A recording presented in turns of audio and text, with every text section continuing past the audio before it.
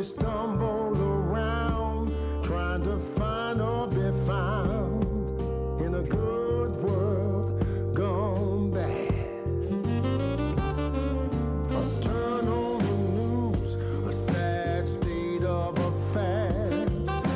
Half the people dying while the rest of us are split in halves. It's a good world gone bad. Believe what I say, we're all gonna pay for a good world gone bad.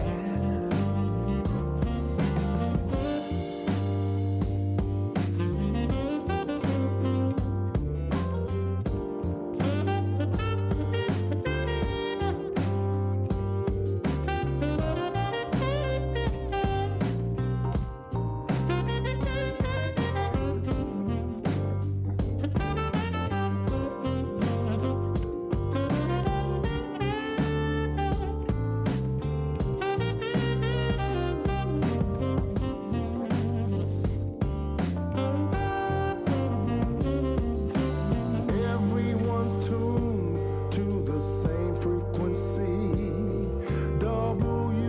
WITFM, what's in this for me? It's a good world. Oh yes, a good world gone bad. We're all to blame, 'cause we all walk the same. Good world gone bad. We're all to blame, 'cause we all walk the same. Good world gone bad. You know we're all to blame, 'cause we all walk the same. Good world gone bad.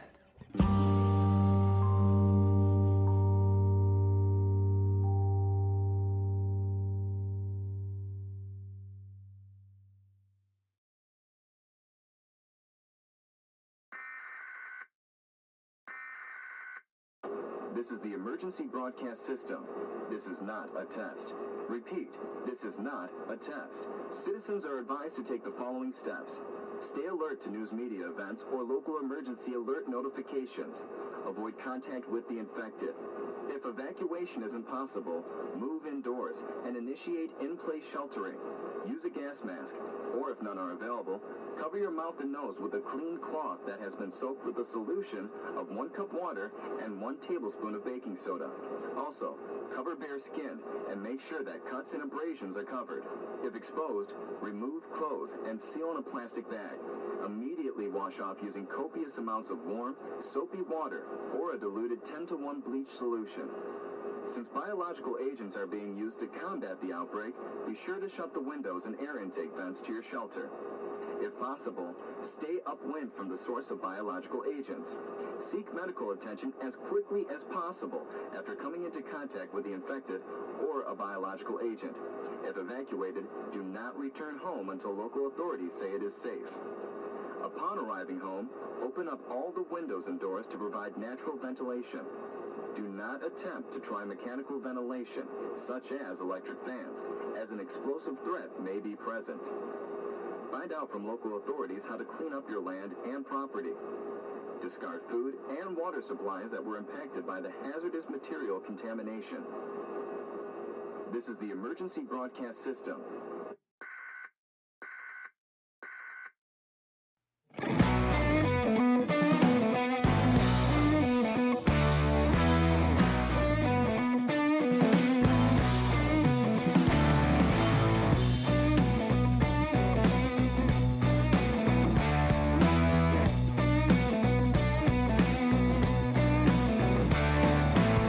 Call me the Joker, call me the fool.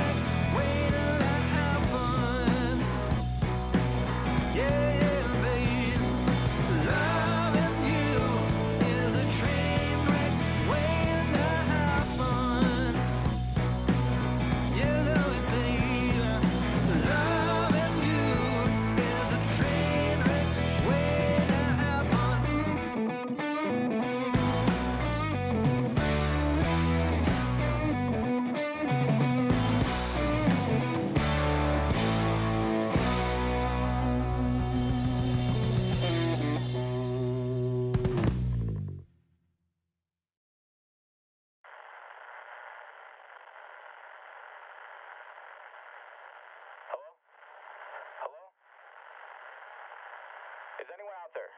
We're survivors held up in a warehouse. The zombies have overrun the city. Supplies are running short. Is anyone out there? Please, we need help. We're almost out of food. The zombies have been beating on the doors day and night for weeks now. I'm not sure how long we can keep them out. Hello? We need help.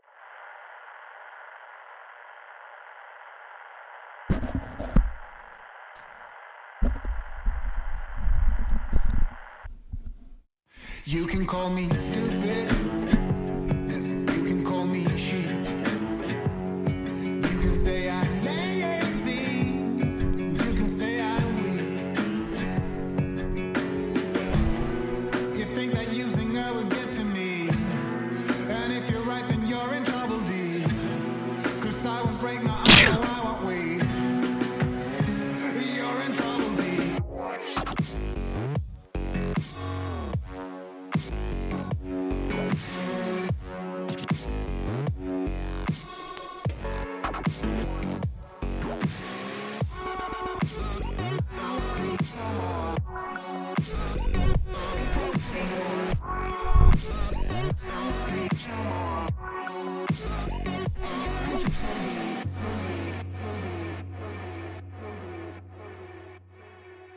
But when it comes to her, you better keep it sealed. Don't you dare say a single word, or I will strike you where it feels. You think that using her would get to me, and if you're right, then you're in trouble, D. 'Cause I won't break my arm, no, I won't wait. You're in trouble, D.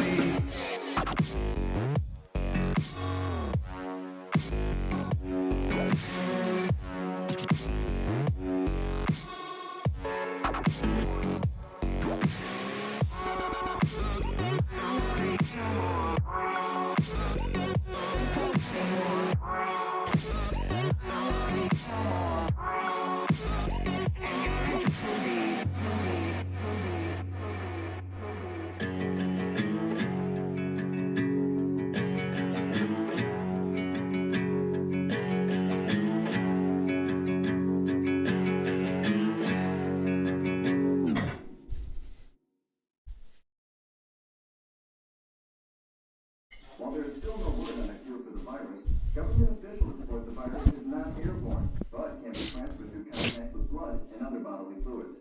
The virus seems to be making people uncontrollably violent, and also somehow seems to be reanimating the dead. When asked, a White House spokesman declined to comment on whether or not this was a terrorist attack. Due to the violent nature of the ones infected, the virus is spreading rapidly. Government officials are reporting that there is no known cure for the virus, and is urging citizens to stay in their homes and avoid contact.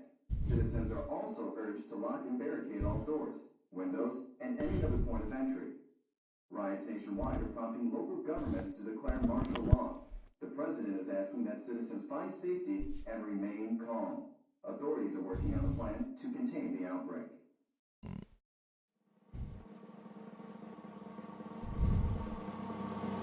I can't believe diamonds so pearl, and I'm gonna take you traveling the world. I can love you, yeah, I'm gonna love you. I'll give you all of what I've got, the fancy finds, baby, I have not. Just gonna love you, yeah, I'm gonna love you. I'm gonna love you, baby. Cross my heart and hope to die.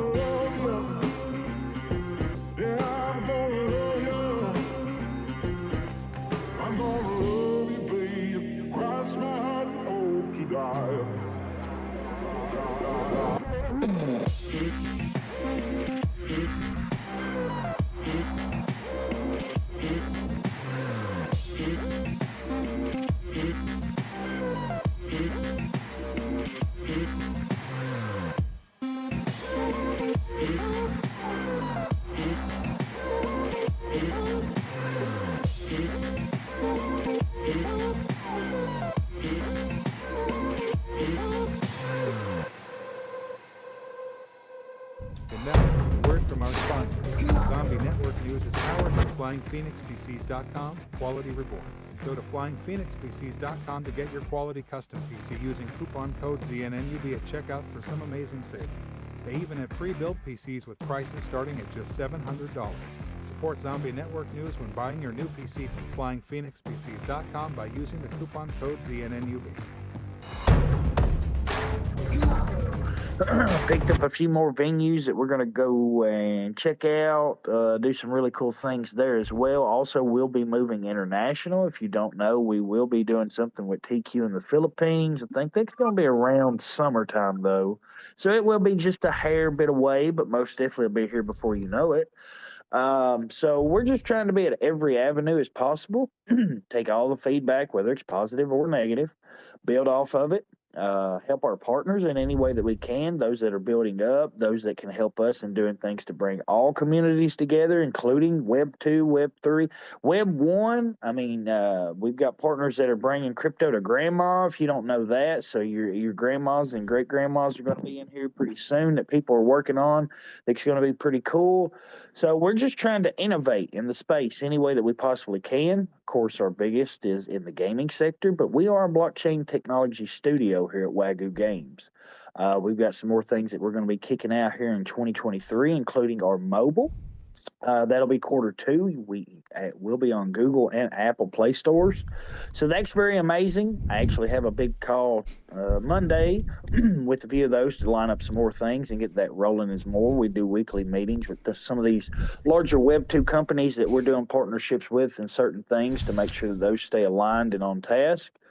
So it's just been extremely busy, but at the same time, we most definitely try to come out, see our community, anybody in crypto and in Web 2 that wants to come out and meet us, play our game, play one of our partners' games, just get some information about what the hell's going on in the space.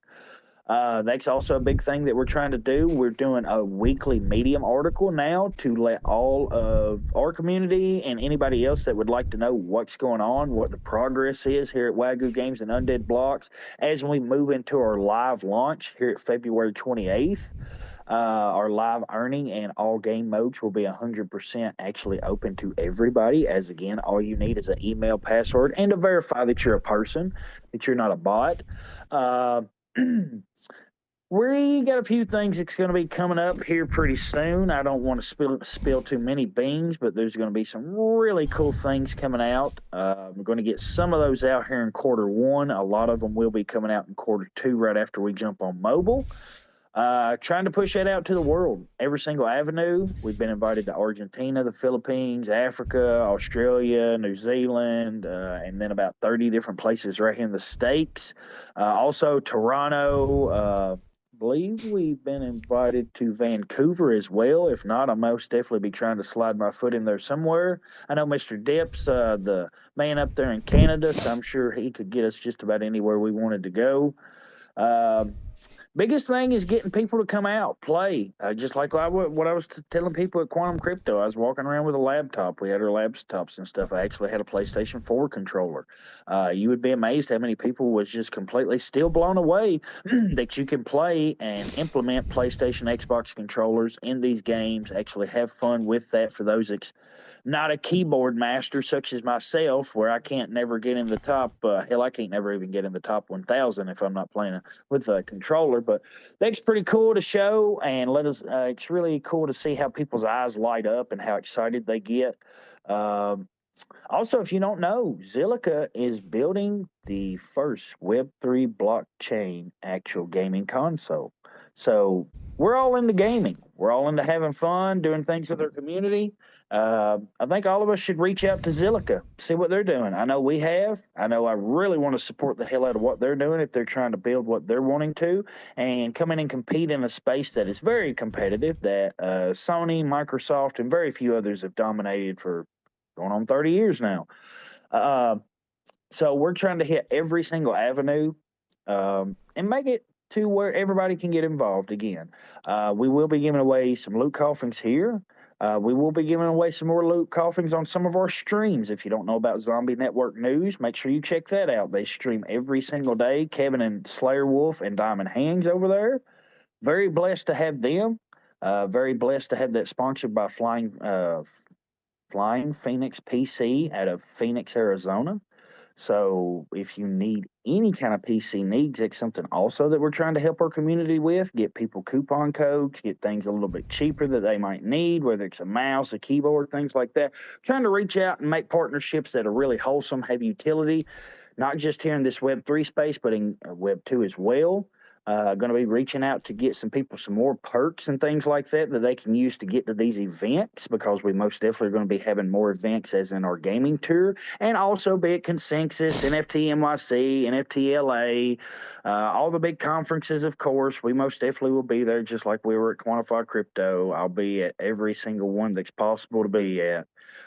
Even going to be traveling international some this year to some of the ones that are in Singapore and Lisbon and the few places there that they're starting to branch out to. So you'll most definitely be finding myself, Grant, some of the other team, international, and everywhere that cryptos there, or gaming, or some type of technology. But just want to make sure everybody retweaks the space. We appreciate the hell out of you coming out. That's all you got to do to get into these giveaways. We're going to continue to make this fun, and everybody, we appreciate you spending your Saturday with us. Or if you're on the other side of the world, for you, it might already be Sunday.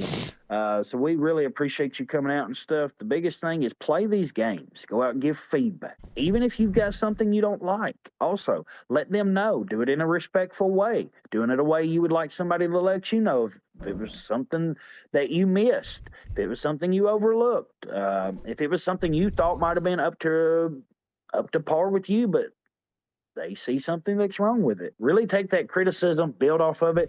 Excuse me. That's exactly what's really put us in the position that we are and the quality of game that we have. I think without that, we could not be here. So appreciate everybody that does that. Make sure you play every game out here that has a beta, alpha, episodes that you can play, any way that you can interact, because that's how we're going to make this space grow. That's how they're going to get the feedback that they need to build the amazing games that we're going to have here in this space. Thank you.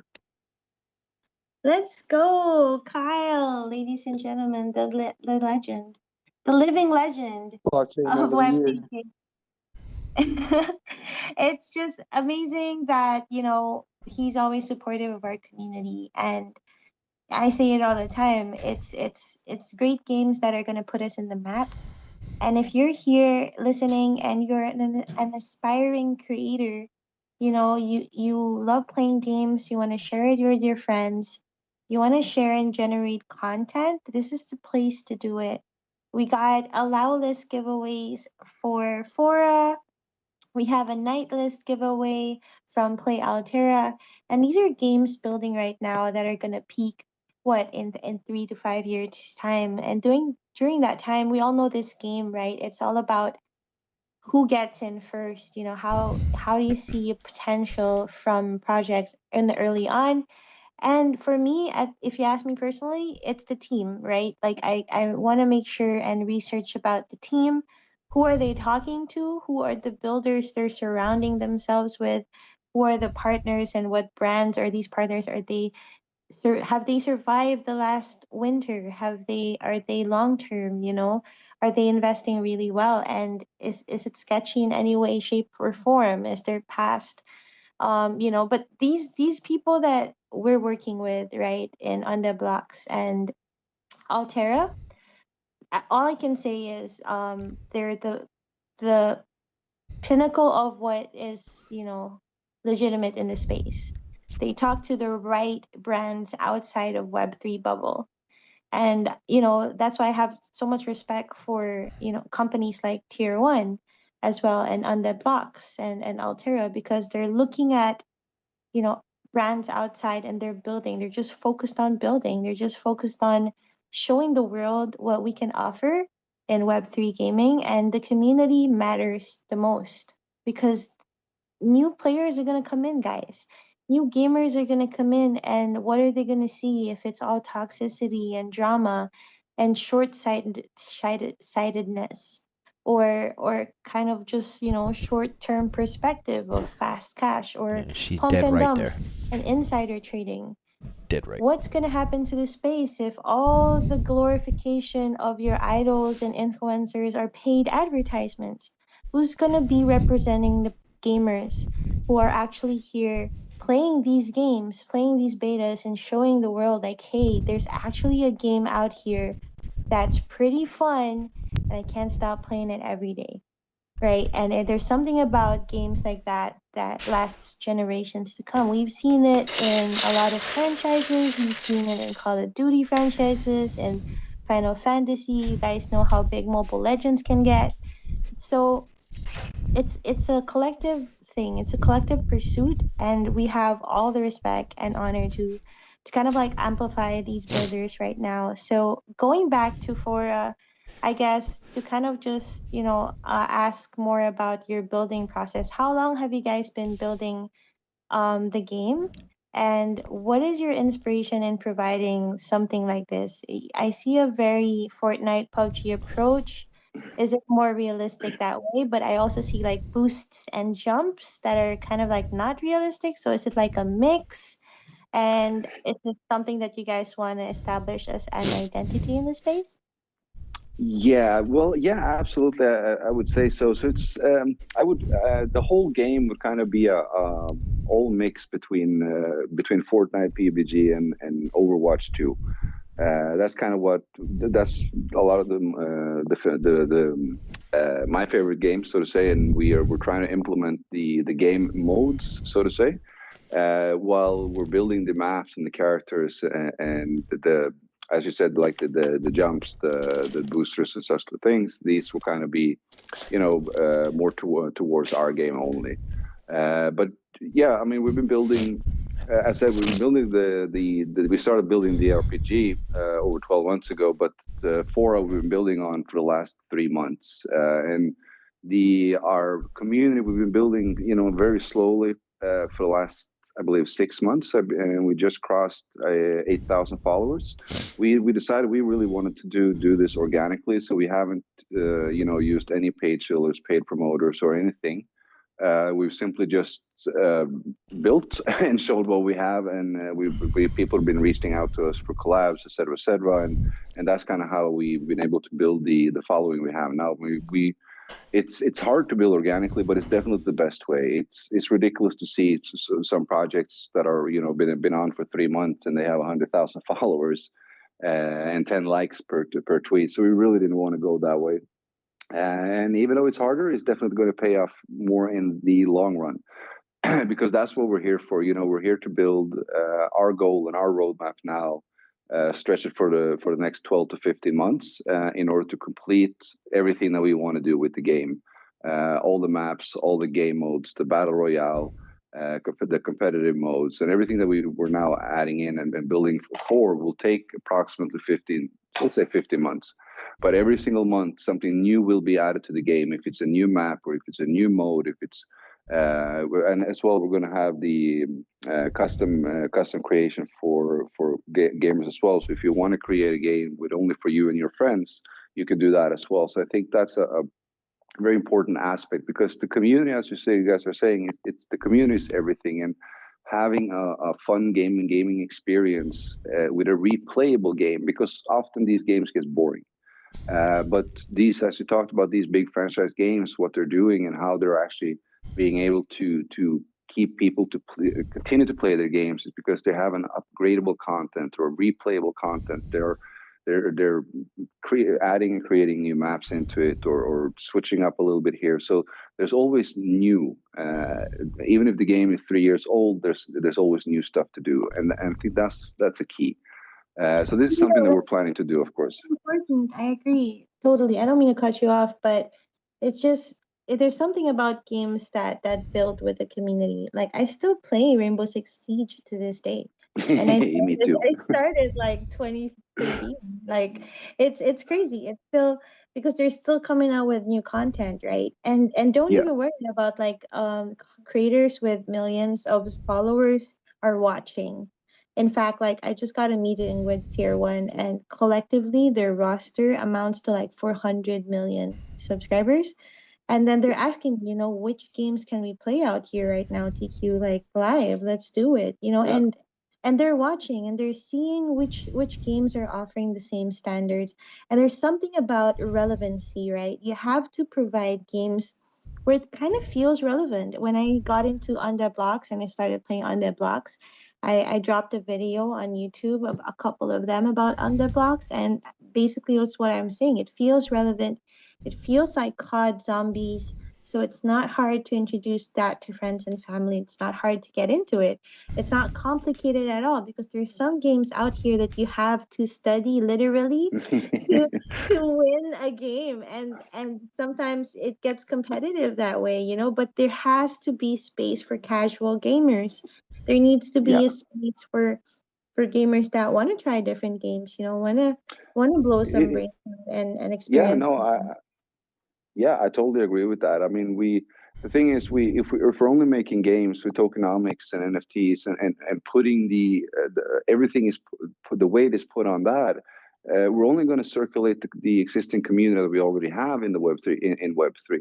We're not going to gain new users. We're not going to attract Web2 gamers that are playing Call of Duty, that are playing PUBG. They're not going to come here to play a pixel game where you can earn a little bit of token and a little bit of NFT with a possibility and a speculation of profit. That's not why they're playing games.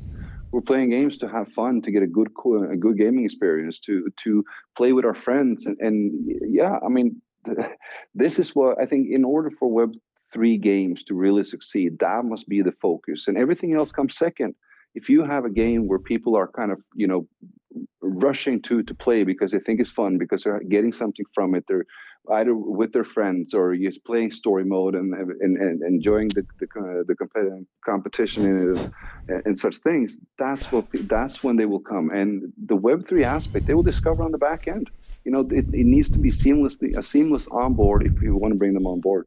Reddit, This is an guy's amazing talking to us. example of how they brought on 40 or 50,000 people to purchase it. People who hated NFTs to actually purchase their NFT, because they did it all, without mentioning NFTs or mentioning wallets and this and that. And it was only simply to buy a digital avatar that you can use. And that's basically what we're trying and want to try to do with Fora. We want to introduce digital assets and digital avatars to the Web2 gaming community and show them how the ownership of these are it's the value of that means so much. Maybe not for them right now, but 2, 3, 4 years up the road, when there's tons of, or really really good decent Web3 games where you have tens of thousands to 100,000 players playing them, and they are using the same in-game economy that they are doing today, but everything is more safe. They have a proof of ownership, they have proof of value, they have origin, and all of that kind of stuff. This is kind of what we're adding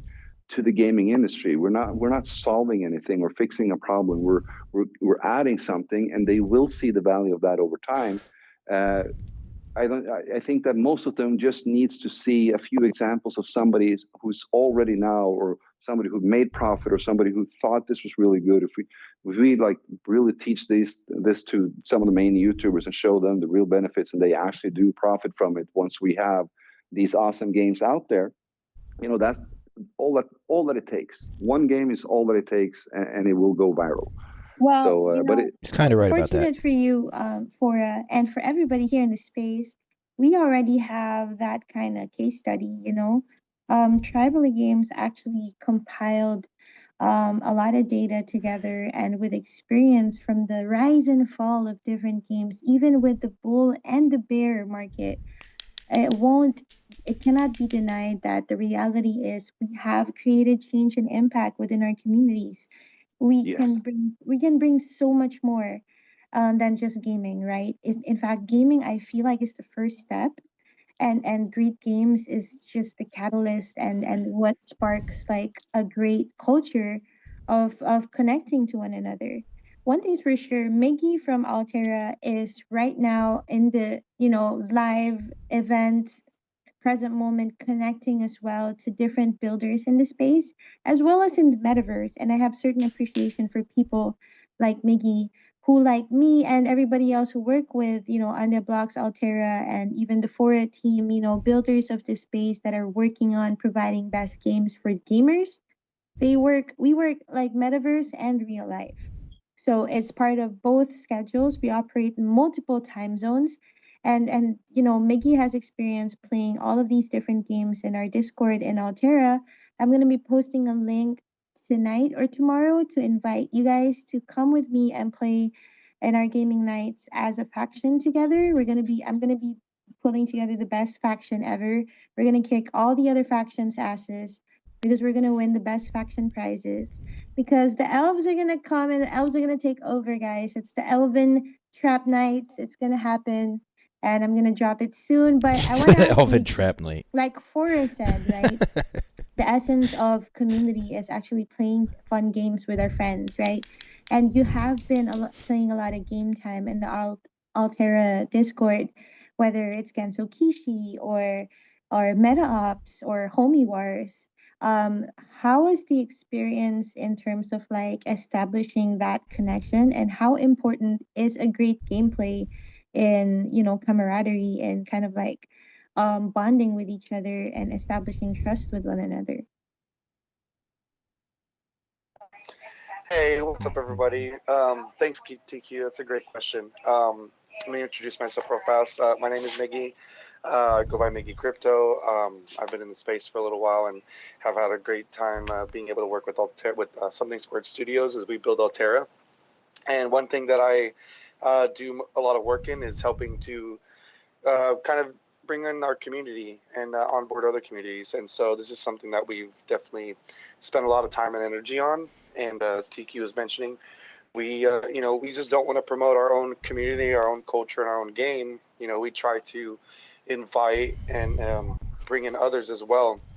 So one thing that we've done, you know, to try to make it easier for us to bring in other community without, you know, trying to sell them anything or incentivize them much is just by having game nights. You know, we're finding games that we play, mostly starting off with our partners' games and inviting others to play with us.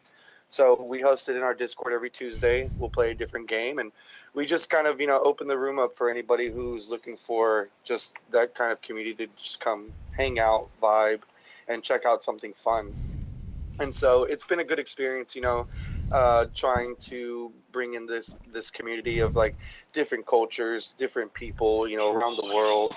Um, I've always been in the service industry. I was a server and a bartender. Server for 16 years, server for 18 years, bartender for 16. And so I made a living, you know, like Making people being happy. people, talking to people, Yep. serving people. And, you know, it, it took me a while when I realized, you know, that I actually really did like it. You know, really did like really being there for people and doing things that I could to enhance their experience because, you know, at the end of the day for that, I was getting paid and it wasn't very much, but the more I could engage with people and have fun with them and give them a The fun more you time, you made, know, just the like the better guys at the carnival. reciprocation, you know, the more Yep. tips I would get. And so it just became, you know, a thing that it felt more natural to really want to give somebody else a good time. You know, the sooner it became less about the money and more just about having a good experience, you know, the more money I made. And so that's what my focus was just, hey, how am I going to give my guests a great experience? How am I going to do whatever they want me to do? That, you know, what are they looking for? What do they want? I'm going to give that to them the best that I can. You know, keep it simple, but also take it out of their hands so that way they don't have to create their own experience. You know, they don't know exactly what they're going to get. They just know, hey, these are things I want. I want good food, good drinks, and a good time. And you know, maybe some of them don't mind how much they spend. Maybe some of them do. But either way, you know, being able to tailor that experience by letting them trust me enough to just kind of take it into my own hands and make it reasonable and make it fun. And so, you know, for a long time, I thought I hated serving. I thought I hated bartending. You know, I thought I hated dealing with people. But, you know, as I got older, I realized like I don't. You know, it's just there are certain types of people and certain types of cultures that are difficult to deal with. But at the end of the day, you know, people are people, and all people want is just to be appreciated, respected. Some of them just want to be left alone. You know, they just want to have a good. They just want to have their own time, their own space, or have something, you know, an experience to enjoy, especially when they're not at work or when they're not at home. You know, I think there's a term out there where they call it like the third experience or third person or third world, where, you know, we all have our separate lives that we live, regardless of where or not.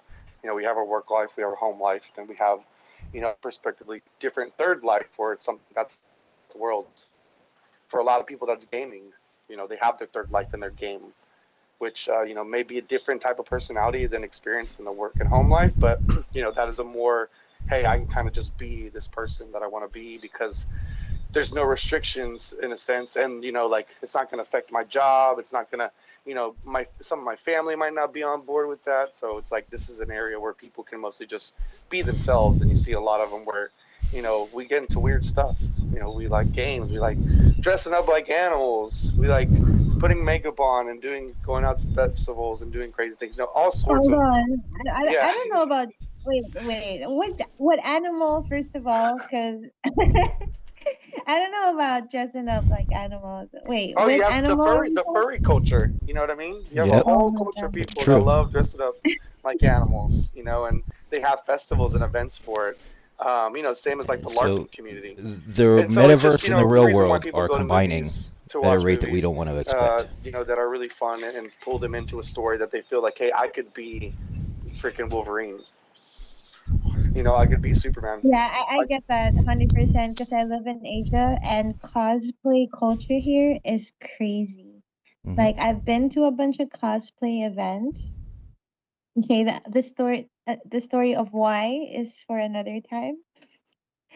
But I've been to a bunch of cosplay events, and it gets wild, guys. And there's just like coliseums and it's sold out tickets. It's a whole culture, right?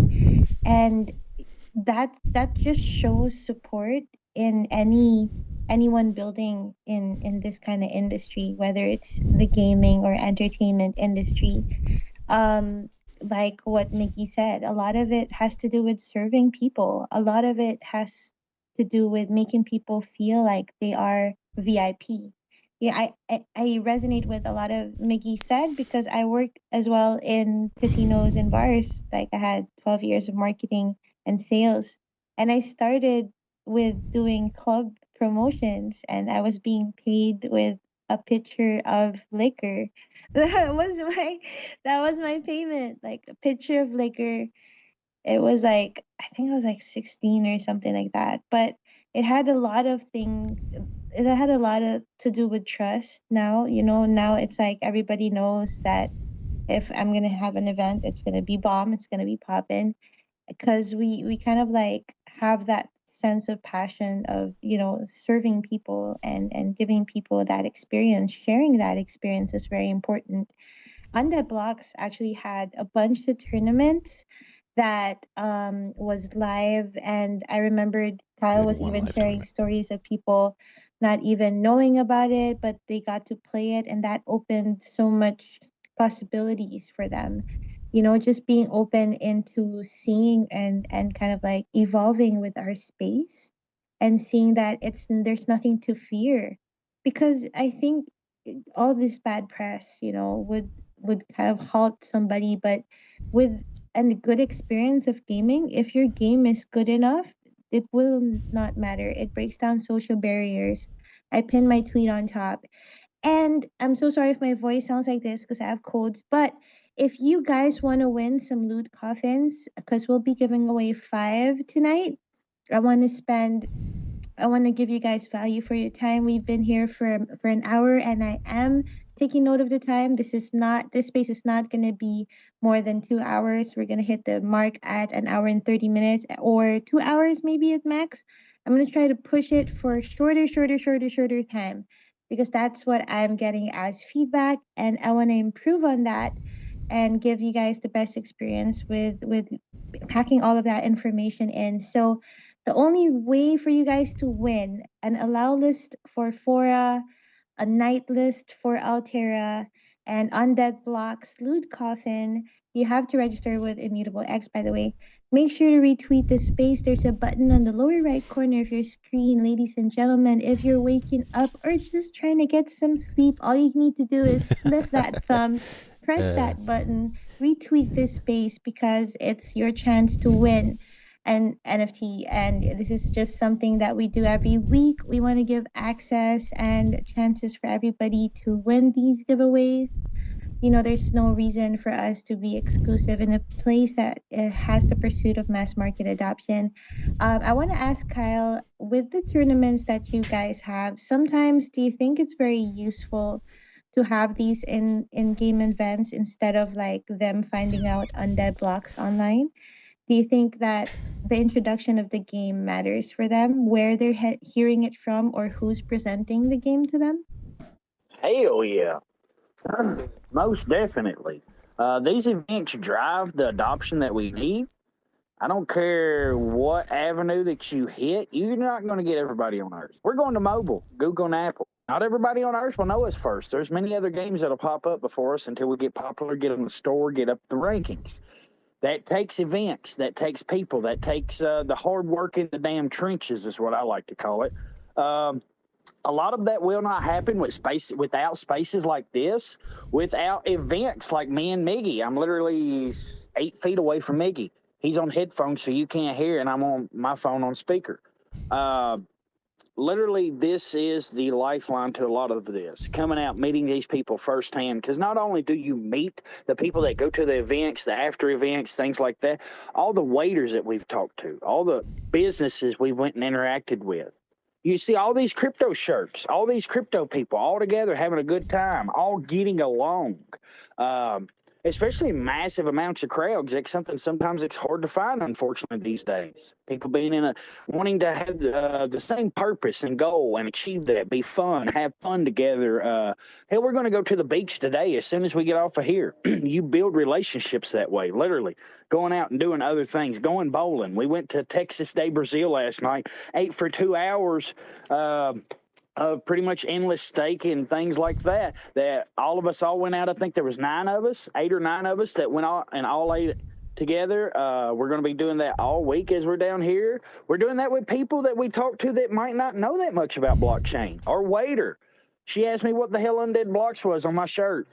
She's like, what's that? I was like, well, sit down. I was like, first of all, look it up. I was like, and then we'll have a conversation. Of course, she didn't have a whole lot of time, but I told her it was just a game. But if you want to get more involved, it's a game that is on the blockchain. But it is 100% free to play, and you don't need to know a damn thing about the blockchain.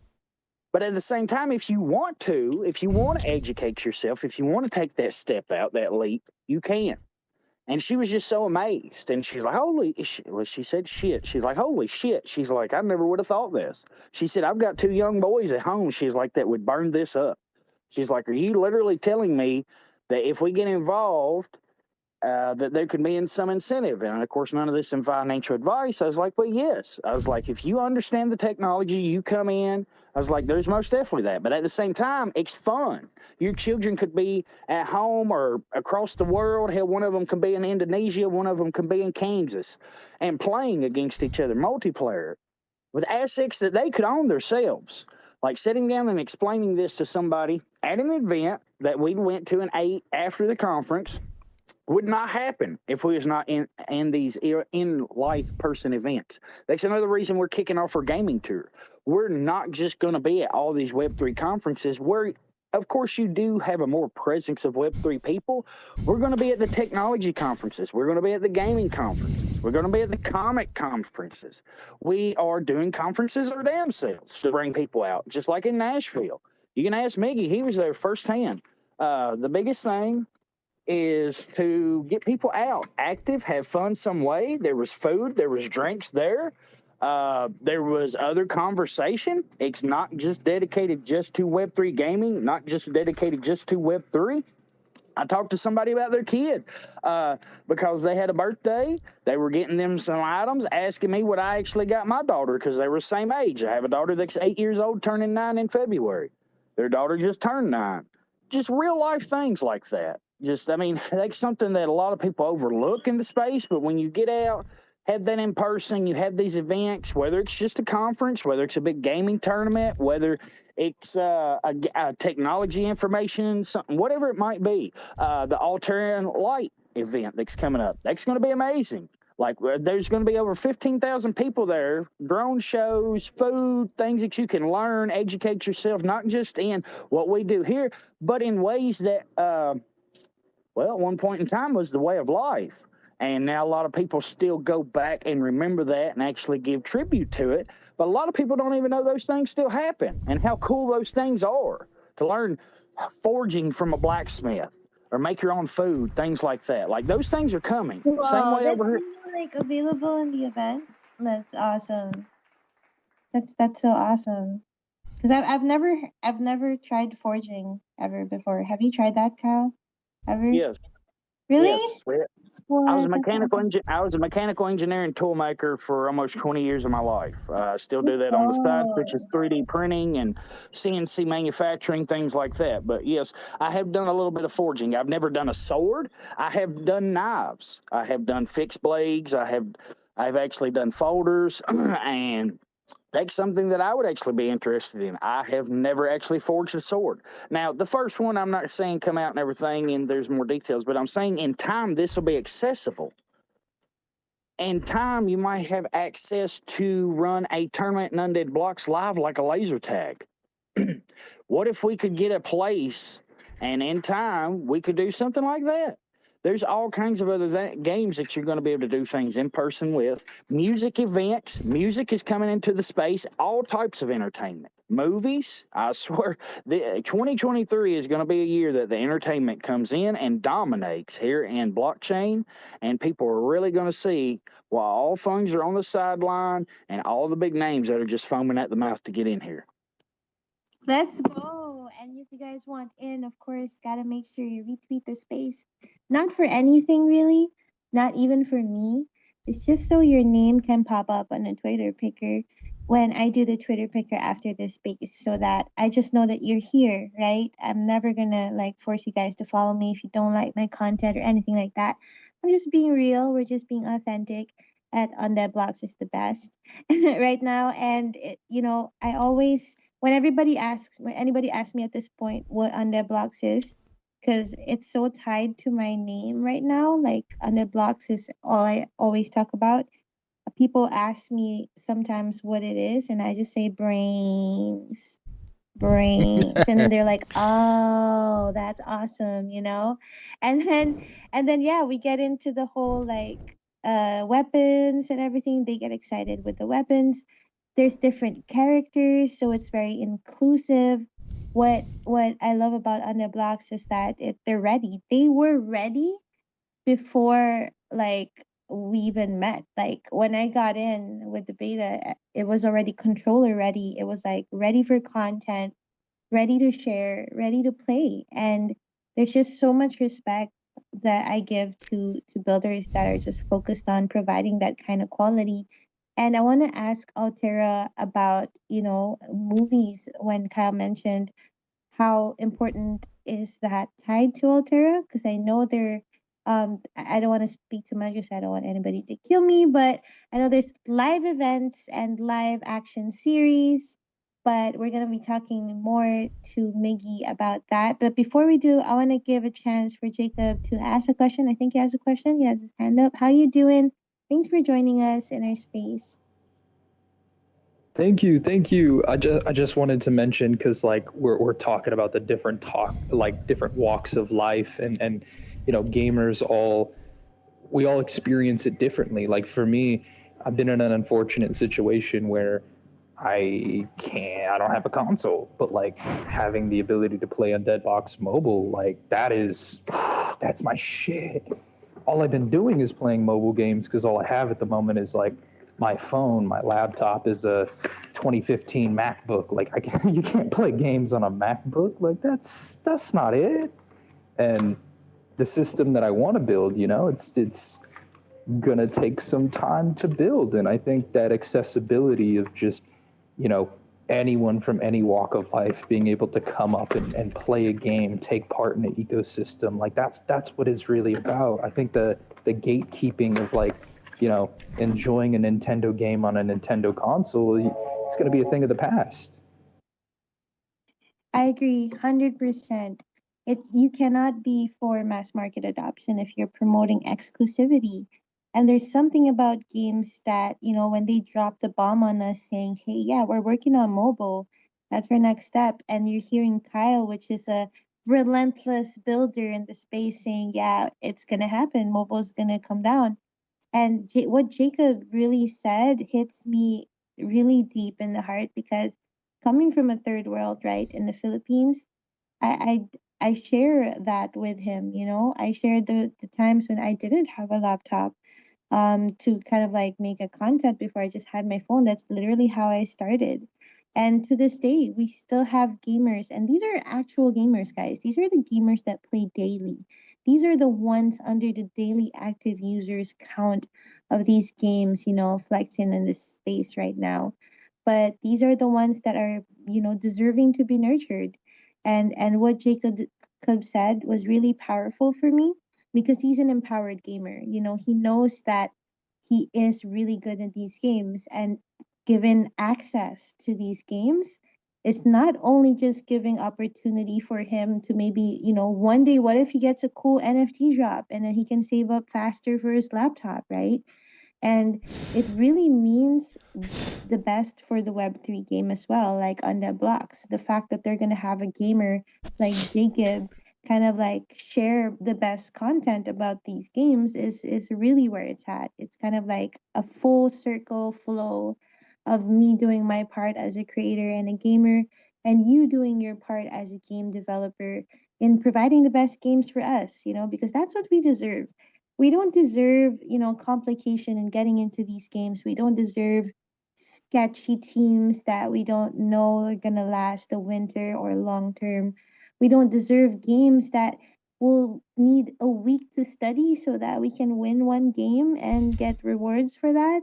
We need games that will reward us for every second of every minute of our every time in these games and providing us with options like Kyle said. If you want to dive deeper in the NFT culture of flipping and staking and secondary market, then it's available.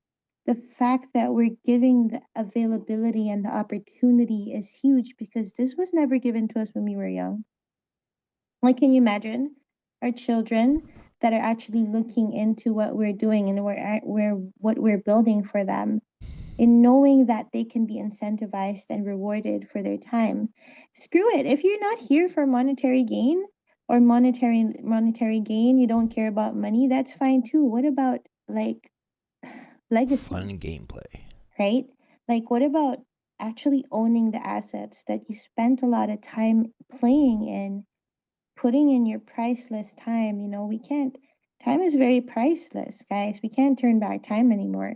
And putting in that effort in these games is very valuable, especially now some of us have children, you know, we have children growing and we can see the future and we know based in experience we've spent hundreds of hours playing these games.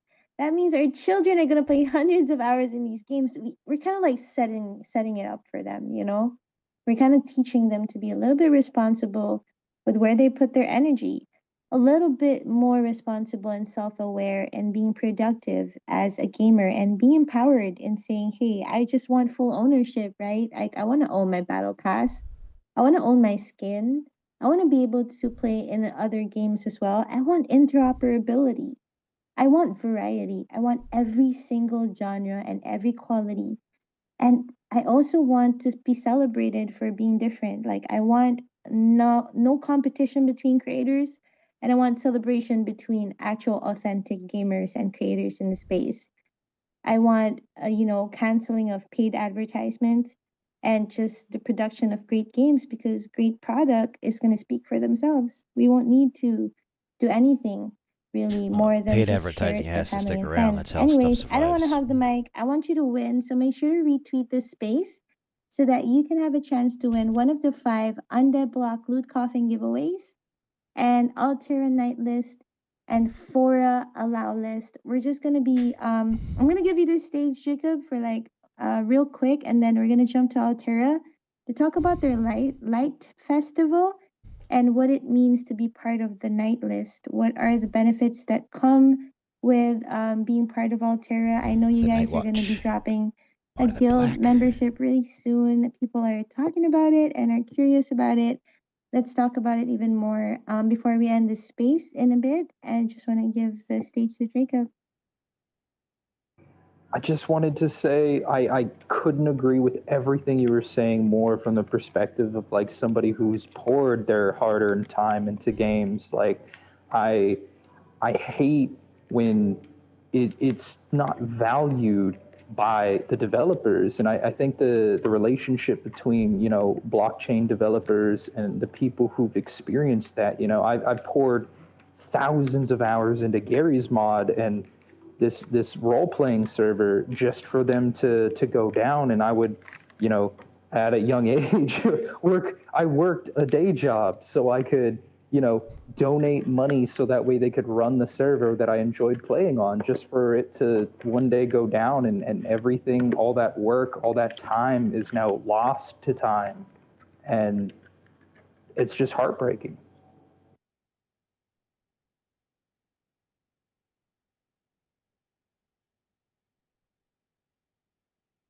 What happened there? Did he rug?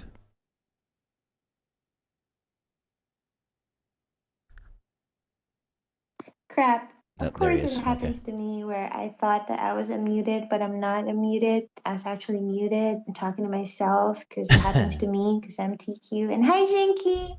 Thanks for joining. Guys, this is Jinkering. Make sure to give him a follow.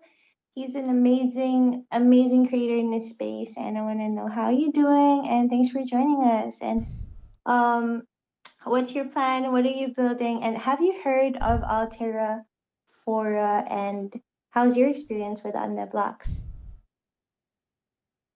How's it going, everybody? Good morning. Good morning. I jumped in just as I heard Jacob speaking, and I wanted to come up and piggyback off of him. But before I do that, I want to answer TQ because she's an amazing woman who hosts these fantastic spaces. So I'm doing great.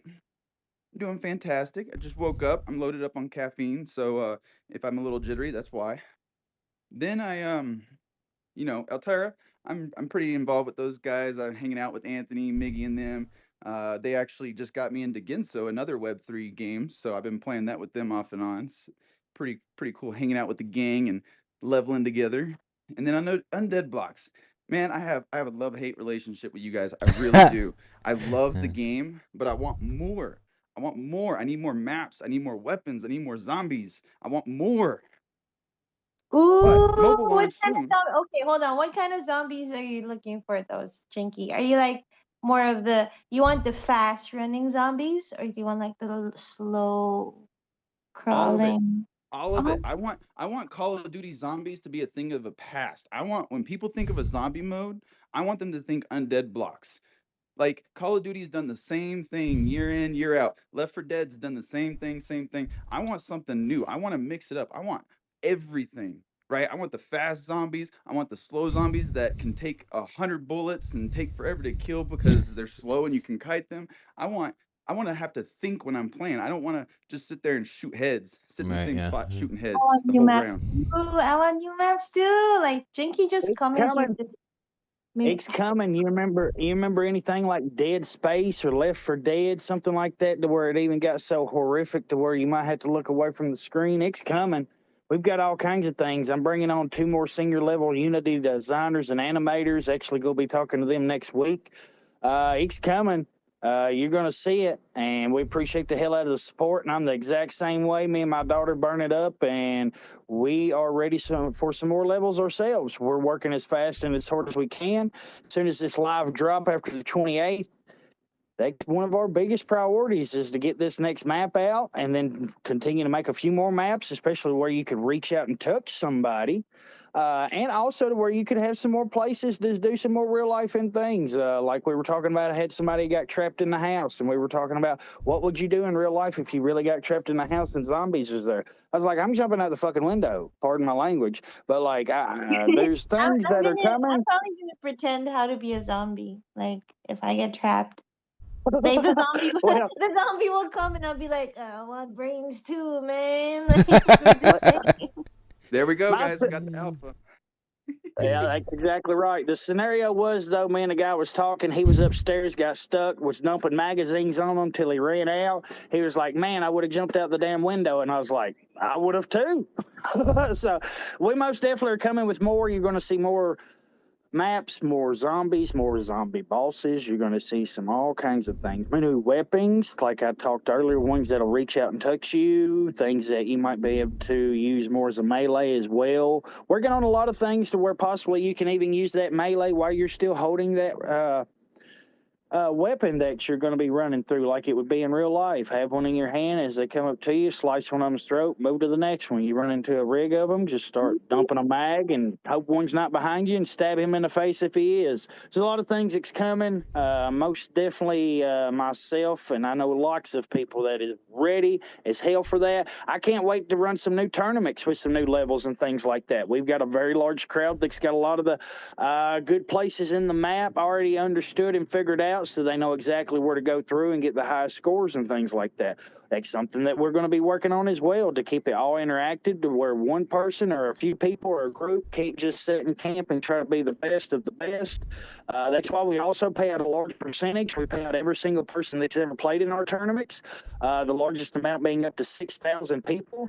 Everybody made $5, even at the end. The person that come in last, that's another big thing for us, is making sure that those who come out and participate are rewarded and taken care of while it's fun, and getting some new maps, some new actual massacres, some new we've got new game modes that's going to be coming out, and new tournament structures. So you're going to see a lot. You're going to see a whole lot here in Q1. Just to be true, you're going to see a whole lot. But this whole entire year, we're going to be kicking some ass and taking some names. Hey, you guys already know that's going to be an Undead Blocks TQ event collaboration here in the Philippines. I'm not going to drop any more leaks than that. I'm just going to say it's going to be crazy. So crazy, guys. I'm going to be like, we're going to be hiring like zombie actors and actresses. It's going to be crazy. If you're going to get through the zombies, then it's an amazing event. So you guys make sure to watch out for Undead Blocks, because they'll be launching mobile. And once they do that, that opens the door for millions, if not billions, of daily active users. You already know we got spaces like this every week, and for him and for Undead Blocks. So if you want to win some loot coffin giveaways from this amazing game that I'm definitely going to share with my tier 1 squad mates, guys, you have no idea how excited I am signing up for tier 1, because then I can actually share these games with creators with like 1 million follower minimum. You know what I mean? Like these people are just real gamers. They go to cosplay events. They're almost like celebrities in Southeast Asia, if they're not already are celebrities. And they're partnered with a lot of Web2 brands. So it's so amazing. And I want to thank Kyle again, of course, on the Blocks team, for providing us with amazing experiences and an amazing game that I can share to my new friends and my new gaming fam, my new gaming squad. It matters. It matters. Can you imagine if we don't have On the Blocks? What am I gonna what am I gonna showcase, right? Like, what am I gonna play, guys? Come on. I suck at meta ops. I do. I don't know why. I just do. I'm better at blowing zombie brains out. I don't know why. I guess I guess it's like the browser thing. I'm not sure, but I am really, really curious about the Light Festival. Before we wrap this space up, I want to give the stage to Jinky. Make sure to give him a follow and make sure to retweet the space so you win Loot Coffin, Allow List, and a Night List. For I want to say hi to Vinny, Crypto Sign of Sleepy Girls. Make sure to check them out. Cult Crypto, Slayer Wolf of ZNN. Make sure to follow him and watch out his streams. He's one of the best survivors out there. Mr. Soupman, just some guy. Thanks for joining. Alpha Miner, Crypto Hado, thanks for joining us. Utility Master Hema, I see you there, and I appreciate you for coming and sticking around. Toot Into the Verse, OX Tune, iPhone, Cinco, Peeps Trader, 31, thanks for joining. Blue Star, Kusu, Afro Thunder, Jesse, Mace, Zbaba, and Punkon Crow. Thanks for joining us, guys. And if you like gaming, if you like TQ, and you love everything NFT, you love owning and full ownership, you love to experience different kind of games out there, make sure to give me a follow. And make sure to give Tribally Games a follow, because this is sponsored by Tribally Games. connecting gamers, investors, and game developers and driving mass market adoption of NFT gaming. We're working with Polygon as well. So we're going to see a lot of Polygon games in the future that will be featuring in these spaces. And next week is going to be exciting because we're going to be talking to Tier 1 themselves. So we're going to have the bosses in. They're going to be talking about, having a crazy roster like Tier 1, which is they're the number one guild in esports mobile in Southeast Asia, guys. These are the number one guild in Mobile Legends, Call of Duty Mobile, and Free Fire. So what they say about the games in Web3 matters because they have a lot of that influence, so much more millions. So it's very important. Make sure you don't miss it. Make sure to bell up because we're going to be talking about nothing less than NFT gaming. And I'm so sorry if I keep on talking. I promise I'm going to shut up real soon. Jinky, how you doing? And your last thoughts, I guess, if you have any questions for the team or something you want to share.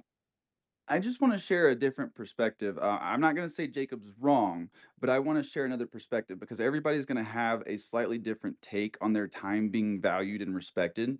He said he got thousands of hours from Gary's mod. Well, that's a free, I think it's free or like $10. It's either way, it's really low entry. And if I got thousands of hours out of that, I would feel like my time was valued because when you do the cost analysis of time versus money spent, I get less value out of going to the movie theater than I would sitting there spending thousands of hours in a game like that, right? So for me personally, that's kind of how I break down whether I get the value out of my time. How much did I spend versus how much did I play? For example, Undead Blocks. I have spent $0 and I've at least gotten 20 hours of gameplay out of it already. That is an amazing return on value, right? So when we're talking about our time being valued, I want to break it down that way because when you think about it, games are meant to be entertainment. I don't go to the movie theater and expect that the director and the writer and producer are going to directly engage with me or respect my time. At the end of the day, they're a business and they want to be able to keep the lights on. They want to be able to put out the next product, right? So that's just something to keep in the back of your minds. I'm not saying Jacob is wrong by any means, though. I have been the victim of multiple Web2 game shutdowns, and I'm left with all that money that I spent going, well, now what? But I look back and the time that I spent in that game, that's where the value came from for me. So, like, for example, Spellbreak just shut down 2 weeks ago. I was a founder for that game. I love that game. I thought it was the most unique take on the BR genre ever. And now it's gone. Spellbreak, All man. the I played skins that I game for bought, about 3 all the weeks. time I put into it, it's all gone. But I still had fun, and I got to play with my friends and enjoy that time together while it was there. It was So free to that's play, where my too. value was. I didn't know they killed it. Isn't that priceless, guys? Like, I love what Jinky Green shared about how the value is different depending on the observer. And it's always been like that. And even in life itself, you and what you perceive of what is valued for your time to trade that time with matters a lot. So whether you value time every second, every minute, technically and literally, or you value the priceless experiences that we spend with friends and family, there's at least Web3 covers all, right? At least we give that possibility of value for every kind of gamer. Cause what Jinkyrin said was right. And I share that sadness when they said that Red Dead is gonna stop too. Oh, really? I So didn't know that. I I have got Red Dead. I sad never with play it. Red Dead. I wanna play Red Dead now. Just Only remember all the memories that and all the time that you spent playing with friends. That's the only thing that gets me through these shutdowns. Let's just cry together. I'm playing. But yeah, I'm so excited because we got great games building, and this is why it's very important to have, a pretty complete set of support system. What I mean is have your squad that you play with, and if you're looking for a squad, make sure to DM me or DM any of our speakers. We play every time we play different games. So if depending on what games you find fun, if you're a trading card player, that's fine too. We have a lot of trading card games in here that we play. If you're like a casual gamer or more of like a blow some zombies brains out. That's cool too. We have that available, and that's what I think is the best thing about us, the Web3. You know, we have a community that's here kind of like telling you which games suck. You know, like, oh, don't believe that headline because that game sucks so bad. Like, you know, it's just the truth. There's just this, you can't fake fun. Like, I can't, you know what? I can't do that in my content. I can't fake myself having fun. I can't dress up, you know, in my content. I don't know how other people do it. I guess it's their thing, you know, that's their hustle. I don't want to get in the way of their hustle. That must be working for them. But there's just something about authenticity for me that is very very much valued. So these games that we're talking to now are building some of the best games out there. I know Altera is Unreal Engine as well, and they're doing something different because they're kind of like bringing in real life events more than kind of like going with the graphics first. So I want to ask them to kind of like round up this space, talk about the Light Festival, what it means to be part of the night list, and what comes with a guild membership that you guys have shared recently. I pinned a tweet on top, guys. Make sure to give them a follow because they're building with, you know, Kivuro Games. They're building with Undead Blocks. They're hand in hand in these events, and we all know that when it comes to NFT and the gaming of NFT, we need to be a little bit early, you know, to kind of like gain a little bit of benefit from being an early player of these games. And I just want to give a shout out to Vinny. Welcome. Can come up anytime, speak on stage, share your experience with gaming here in Web3. Miggy, and yeah, these are some of the people that you guys are going to see regularly in my space because next coming spaces is going to be bigger. I'm going to have people, personalities from Southeast Asia coming in, guesting in different times, and it will be amazing. It's going to be epic, and I'm so excited to share it. So, but before I do, Mickey, maybe you can share a little bit about the Light Festival. Where is it going to be held, and how important is it to be part of the night list? What are the benefits that come with it? And is it going to be streamed live or in the metaverse? Because how am I going to watch it? I'm here in like the Philippines, but you guys are going to have it in Fair Utah, I question, though. think. Is it going to Utah. be streamed? Wow. Thanks for the questions, TQ.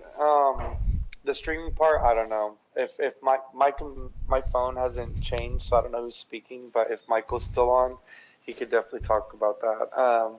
As far as the Light Festival goes, though, that is definitely something that we are really looking forward to. I know Michael has been working with Jacob, the guy that produced our live action teaser trailer, and they've been working real hard putting this together, and it's looking like it's going to be a great show. One reason why we decided to spin off this events company was because we wanted to be creative with our funding.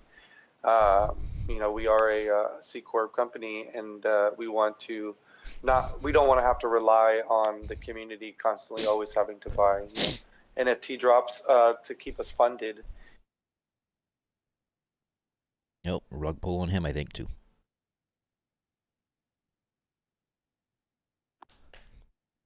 Am I Reagan? Nope, he is. I hear you. I think Maggie might be wrecking. Oh no! Phew, I was so scared. I was Reagan. Oh no, Miggy, you're gone. We lost you. Metaverse to Miggy. It's disconnected. We need to wait for. Good dynamic. Oh, We want this experience to grow beyond just the computer screen. And so with the Light Festival, it's going to be taking place in Utah. Again, our producer was able to get access to a lot of drones, which he's going to put on, this amazing drone show, which would be one of the largest in Utah, possibly one of the largest in the United States. So how many And drones are we talking about, Miggy? How much drones are we talking about here? that I don't know. That's a Michael question. Michael's been fully hands-on with this, and while I've been working on the community side for the game. But it may say in the website as well. I can't remember. but this is something that it's going to be pretty epic. They've done a good job at really finding the community for this. And so with Jacob and the drones, we decided to pair that with a Renaissance type festival event, which will be themed around our game. Again, trying to take that experience outside of just a computer. We want people to be able to walk into the world of Altera, especially since we are really early in our development. So that's going to take some time before we have people being able to test it and play it. Even a little bit of time before the mini game that we're coming up with as well. So this is going to be your firsthand way to get involved with the game, and it'll be IRL. You'll see people dressed up. You'll see themed booths, dragons. There'll be kinds of. We're hoping to get somebody there that makes their own bread using like 5 ingredients. So we'll have bread making. There'll be sword fighting, jousting. It's gonna be you're gonna be in Altera, and like Michael had mentioned earlier. How is that like? Isn't that like a little bit dangerous though? Because okay, like the Renaissance. Wait, It's the sword fighting Renaissance between thing is professional that sword big fighters, here not in the Asia, average 'cause person. we're Asians. I don't know why it doesn't work like that. I don't know why, but there's no like Renaissance events here. But I do know that jousting is kind of like dangerous, right?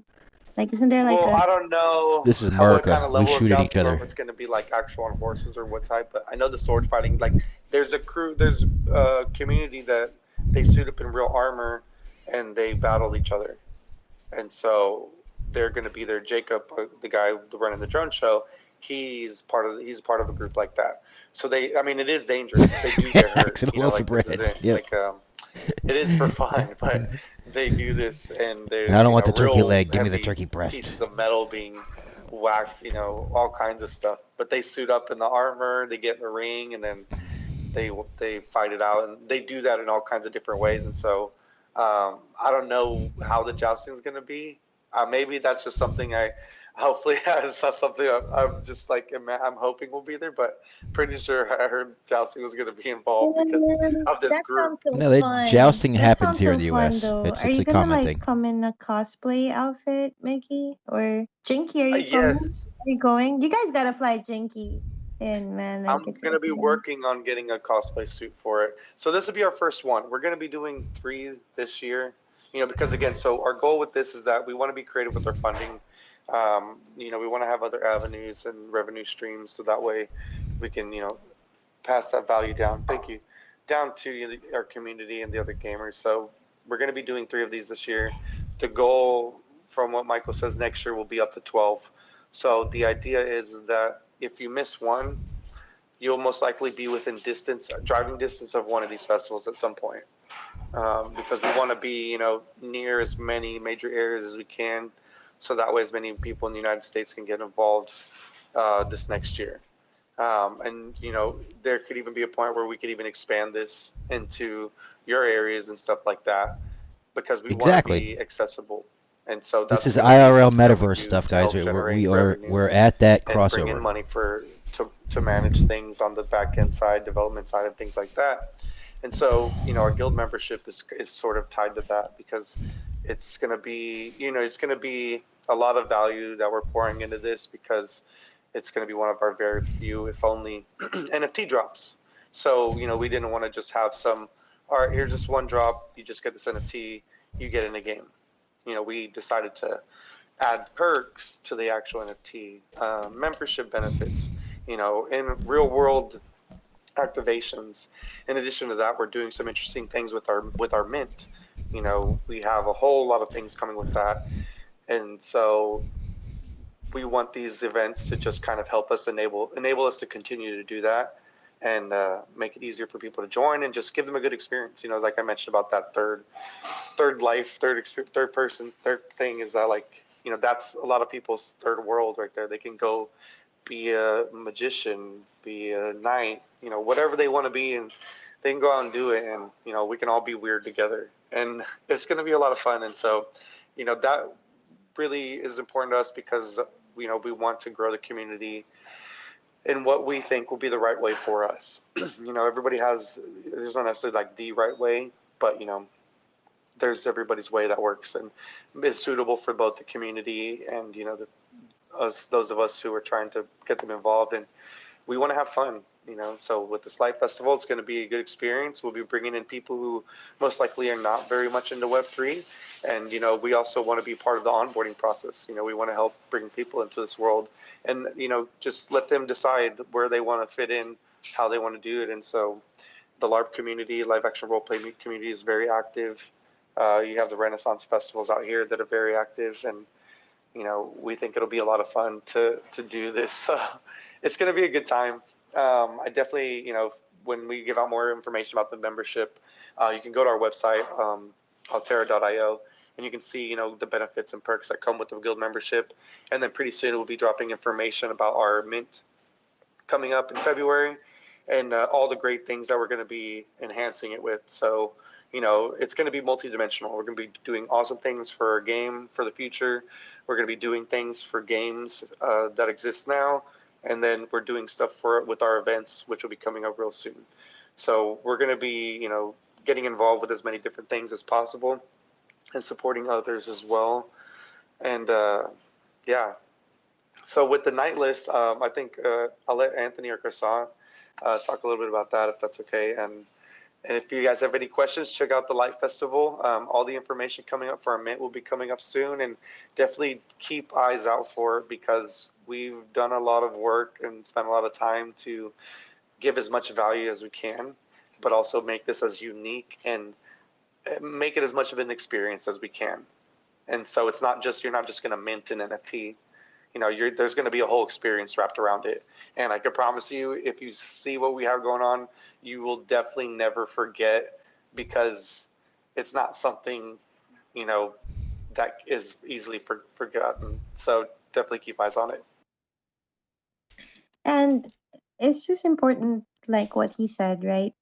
This is multi-dimensional. They're working on it in multi-dimensional ways, and nothing less that we can expect from a team that works with Undead Blocks. And they just don't hit it in the Web3 space.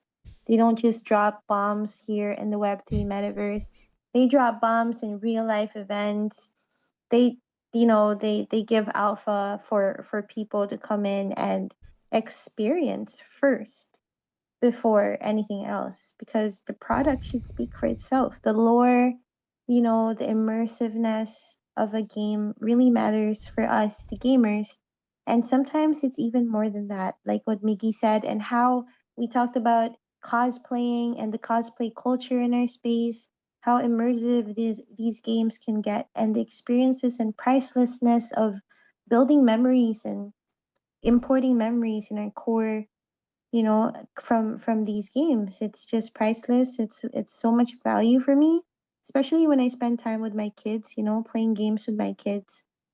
These are something that cannot be taken away from us, and we deserve better games than what they're offering now, because we have so much more for the future that we can do together, right? Collaboration is the key to evolution. Diversity is not an option but mandatory. And the earlier we can accept that we need to celebrate differences of different games and creators in the space and builders, the earlier we can work together in driving mass market adoption for NFT gaming. And this brings on, established brands. They're not going to be working with games that are here kind of like half-assing things. No, there's no eighth place trophies. They need leaders in the space that kind of like set the standard and say, hey, we're not just going to be talking about this in Web3. We're not just going to be utilizing Web2 gamers. We're also going to do real life events. We're also going to tap in the cosplay community. We're also going to tap in, experiencing, and no limitations, right? Doesn't matter. It shouldn't matter what your gender is, your shape, your color of the skin, where you're from. Gaming breaks down social barriers. So that being said, guys, make sure to check out the games that we have here pinned on top. Retweet the space, because we're going to be doing a Twitter picker for our winners for today. I need to ask though, Mr. Dip, about the guild membership benefits and how kind of alpha can he give us right now from the Altera team so that we're a little bit prepared for that? And what are you guys building with the Light Festival, and how is that tying up with your guild membership benefits? And how is someone like me from the metaverse can benefit from that as well? Only if Right. he's here, though. I'm not sure. I'm not sure if Mr. Dip is here. Mr. Dip, metaverse, Mr. Dip, right here. Or maybe Croissant. Croissant? They're busy playing Homie Wars right now. I bet. Oh, dang. Is it game time? Come on, TU. Can't get in the way of game time. And you know what? It's always game time, right? It has to be game time, man. And I apologize for getting in the way of game time, guys. I already know what it is, but hey, I already got retweets of the space, so I think we'll find winners. Ooh, pretty cool retweets. We have 22. And any questions from, of course, the listeners, open. Raise your hand for any question. Jacob, do you have any questions for Altera or Underblocks? Or what are your thoughts about Altera after our space right now? What you've heard about what they're building?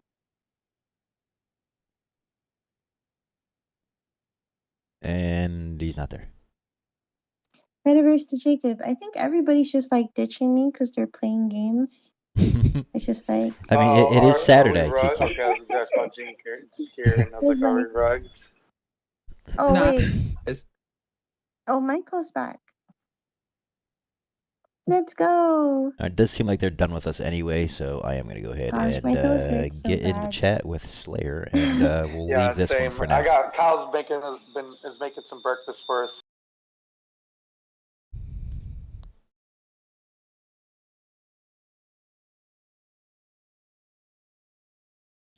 Good morning, Slayer. Welcome to the show. I'm gonna talk to you now, so you have to unmute yourself while you're shooting, and die. Only for me, I'm not shooting. Oh, you were already dead. What's going on, man? Good morning. Not much. How's it going, dude? All right. Oh, just ripping some duos with Monsieur KG. Yep, I've been watching. We've had you on. Monsieur KG. He is also like the name would suggest, a Russian KG agent. Oh wait, that's KGB.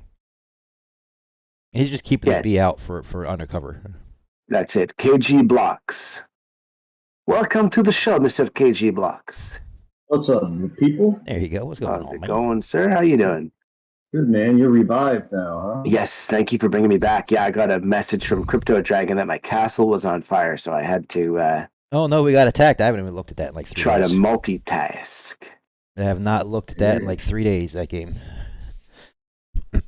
Yeah, it's a game that you can just kind of look at it every once. Oh, it helps if you have ammo when you're trying to shoot stuff. There we go. Yeah, there's every weekend now they have these casualty ones where if you attack, oh shit, I almost got stuck.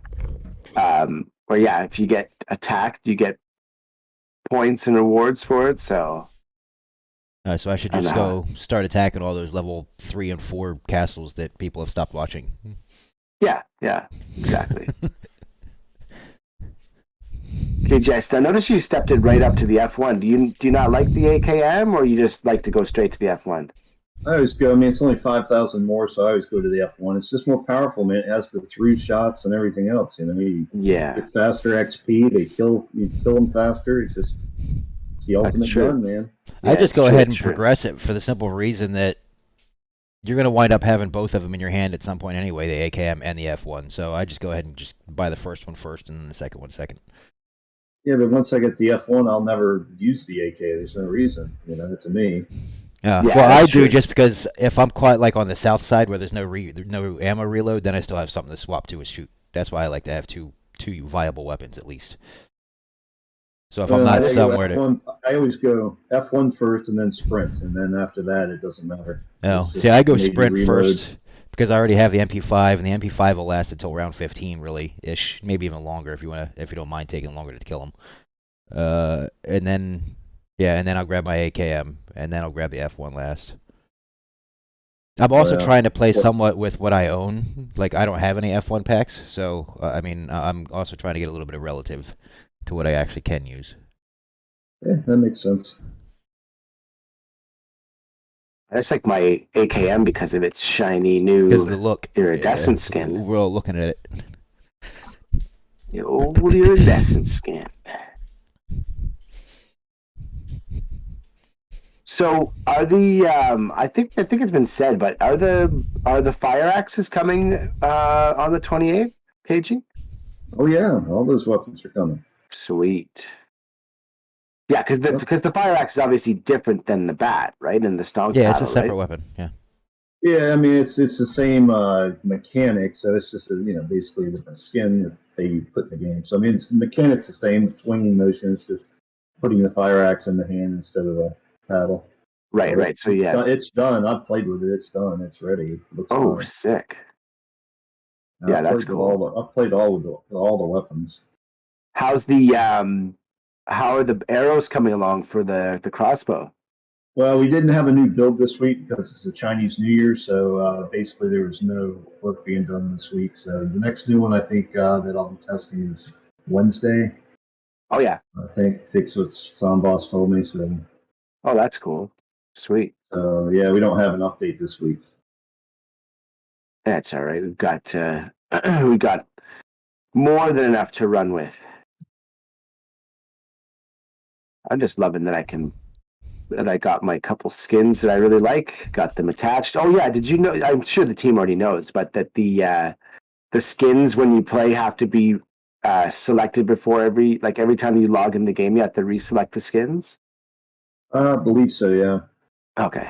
Yeah, because I went into one and I was like, hey, what happened to my iridescent skin? So I had to end the game and start again because you got to have your skins repped. Yeah, that'll be like glitching. Yeah, I mean it's not a big deal. Yeah, I mean it'll be fixed. So again, we want to get the main game out, the earnings started, and then every little thing will be worked on. Yeah, yeah. Yeah, and I'm pretty sure you guys mentioned that you knew it already too, but the box, well, I guess that's going away anyways, but the box in the basement, when you get into the menu, doesn't let your controller actually, like you can select the AKM, but then you can't finish the purchase. Yeah. That's going away. Yeah, yeah. So yeah, it's not a big deal anyways. I mean, just have your mouse handy. Yeah, some of the things, I mean, this whole map is going to be different. So it's going to be a lot harder than you think it is. That's awesome. We're adding a lot of stuff that's going to be changing the whole game. So what you've been playing is not what you're going to be seeing on the 28th. That's so cool. That's great because that's that is a big thing that people have been saying is a thing that they don't like is that it's they've gotten used to it and let's have new maps. So it's a smart way to make a new map without really making a new map. Oh yeah, it's this way you'll be having to go through the houses just to get around to different things. Oh, that's cool. That's about the only hints I'm giving you.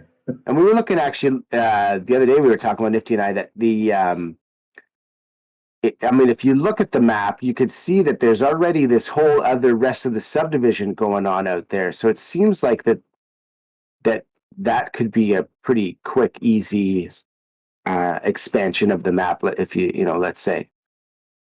No, this is pretty much the only map. You won't see more. I mean, the map will come before you see any expansion of this one. But the way that we're changing this map, it's going to feel like a whole different map. That's awesome. And that it's coming for the 28th, or is that beyond the 28th for that? We're shooting for the 28th. Oh, that's cool. So the 28th is going to be like kind of like a whole new game almost. Pretty much, yeah. It'll be a lot harder. You'll have the blood boxes. You'll have the Z boxes. You'll have changes to the map. That's awesome. More weapons to use. All of them will be on the walls. No ammo box. I mean, no weapon box. Yep. And then, but the reload boxes are staying though, like the one by the ambulance and the one by the bus. They might need to be moved around a little bit. Okay, but they'll still be somewhere. Well, yeah, there'll be ammo boxes. Yeah, okay. That'd be kind of cool if they could move the ammo boxes every round. Not round, but like, every time you fire up the game, they're in different places. Definitely going to have that with the weapons. Yeah. Well, that's what kind of made me think about it. Was that if you move those ammo boxes, just keeping everything on the movement. Yeah, because at first I didn't like the idea of the moving guns, but that was because I thought it was every round. So if you did it as like, you restart a game, everything moves, that is pretty cool. Definitely make it so you're not like me the other day.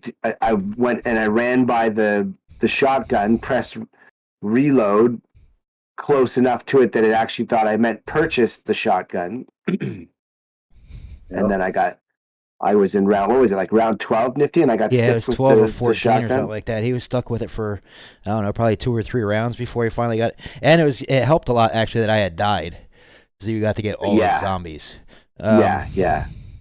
But yeah, I mean, it's a bitch. Like, it comes to the point where, like, if that ever does it, or the people that have that weapon, right, you have to just continuously spray pepper the whole horde until you finally catch up to the point where, your one shot takes 4 of them out because they've all been taking enough damage.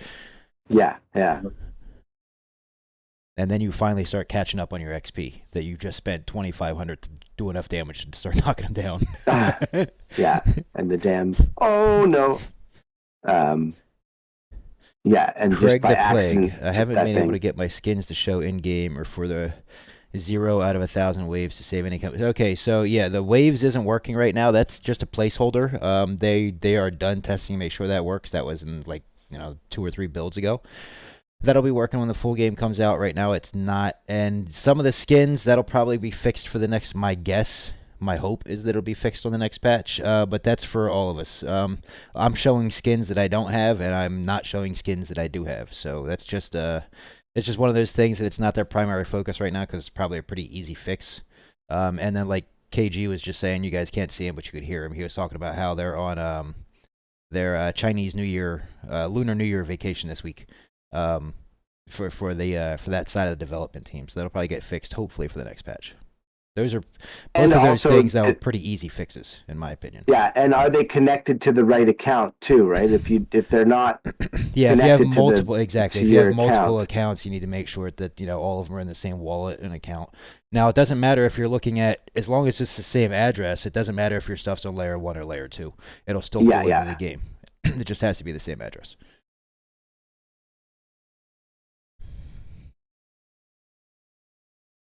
And I know that for a fact because my weapon pack is layer 1 and all of my skins are layer 2, but they do still show.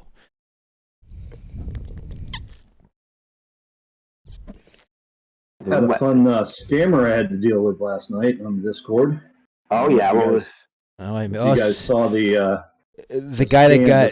I put a message in the scam channel too. I missed it. Somebody got banned last night too. I guess Grant banned somebody last night, and then they came over to ZNN and started trying to call Grant out. I'm like, hey, guess what? You're banned here too. Glink. I thought I saw that.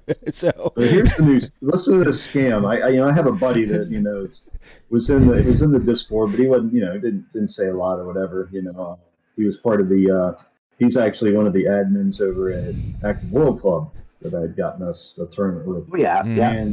And so he said, why did I get banned? I got banned from the Discord. And so he wanted to get back in. He said this guy was, some guy was called, I don't know, Guy Roos or something like that, was trying to get him in, and with a link that was, he said you need to connect the wallet to get back in the Discord. And he messaged me and said, who's this guy that says he's a mod? Is he a mod? He's trying to get me to connect my wallet. It seems kind of scammy. I said, well, yeah, you don't need to, connect your wallet to get to Discord. He said, well, I was banned, but he says to get unbanned, they need to do that. And I was like, well, what's his name? And he showed me. I said, that's not a mod that we have at all. Mm-hmm. And he's like, really? And I was like, yes. And I said, ignore that. So I said, well, let me get you unbanned. I got him unbanned, and he came back to the Discord. Well, a new person shows up, had a fake DM from him, and posted it in the bug saying that he was trying to scam us. Or trying to scam him. And so Zomboss saw that, banned my friend again. His name's Suckerrat. Suckerrat. And he got banned again. He goes, "Well, I just got banned again." I said, "Well, let me check this out."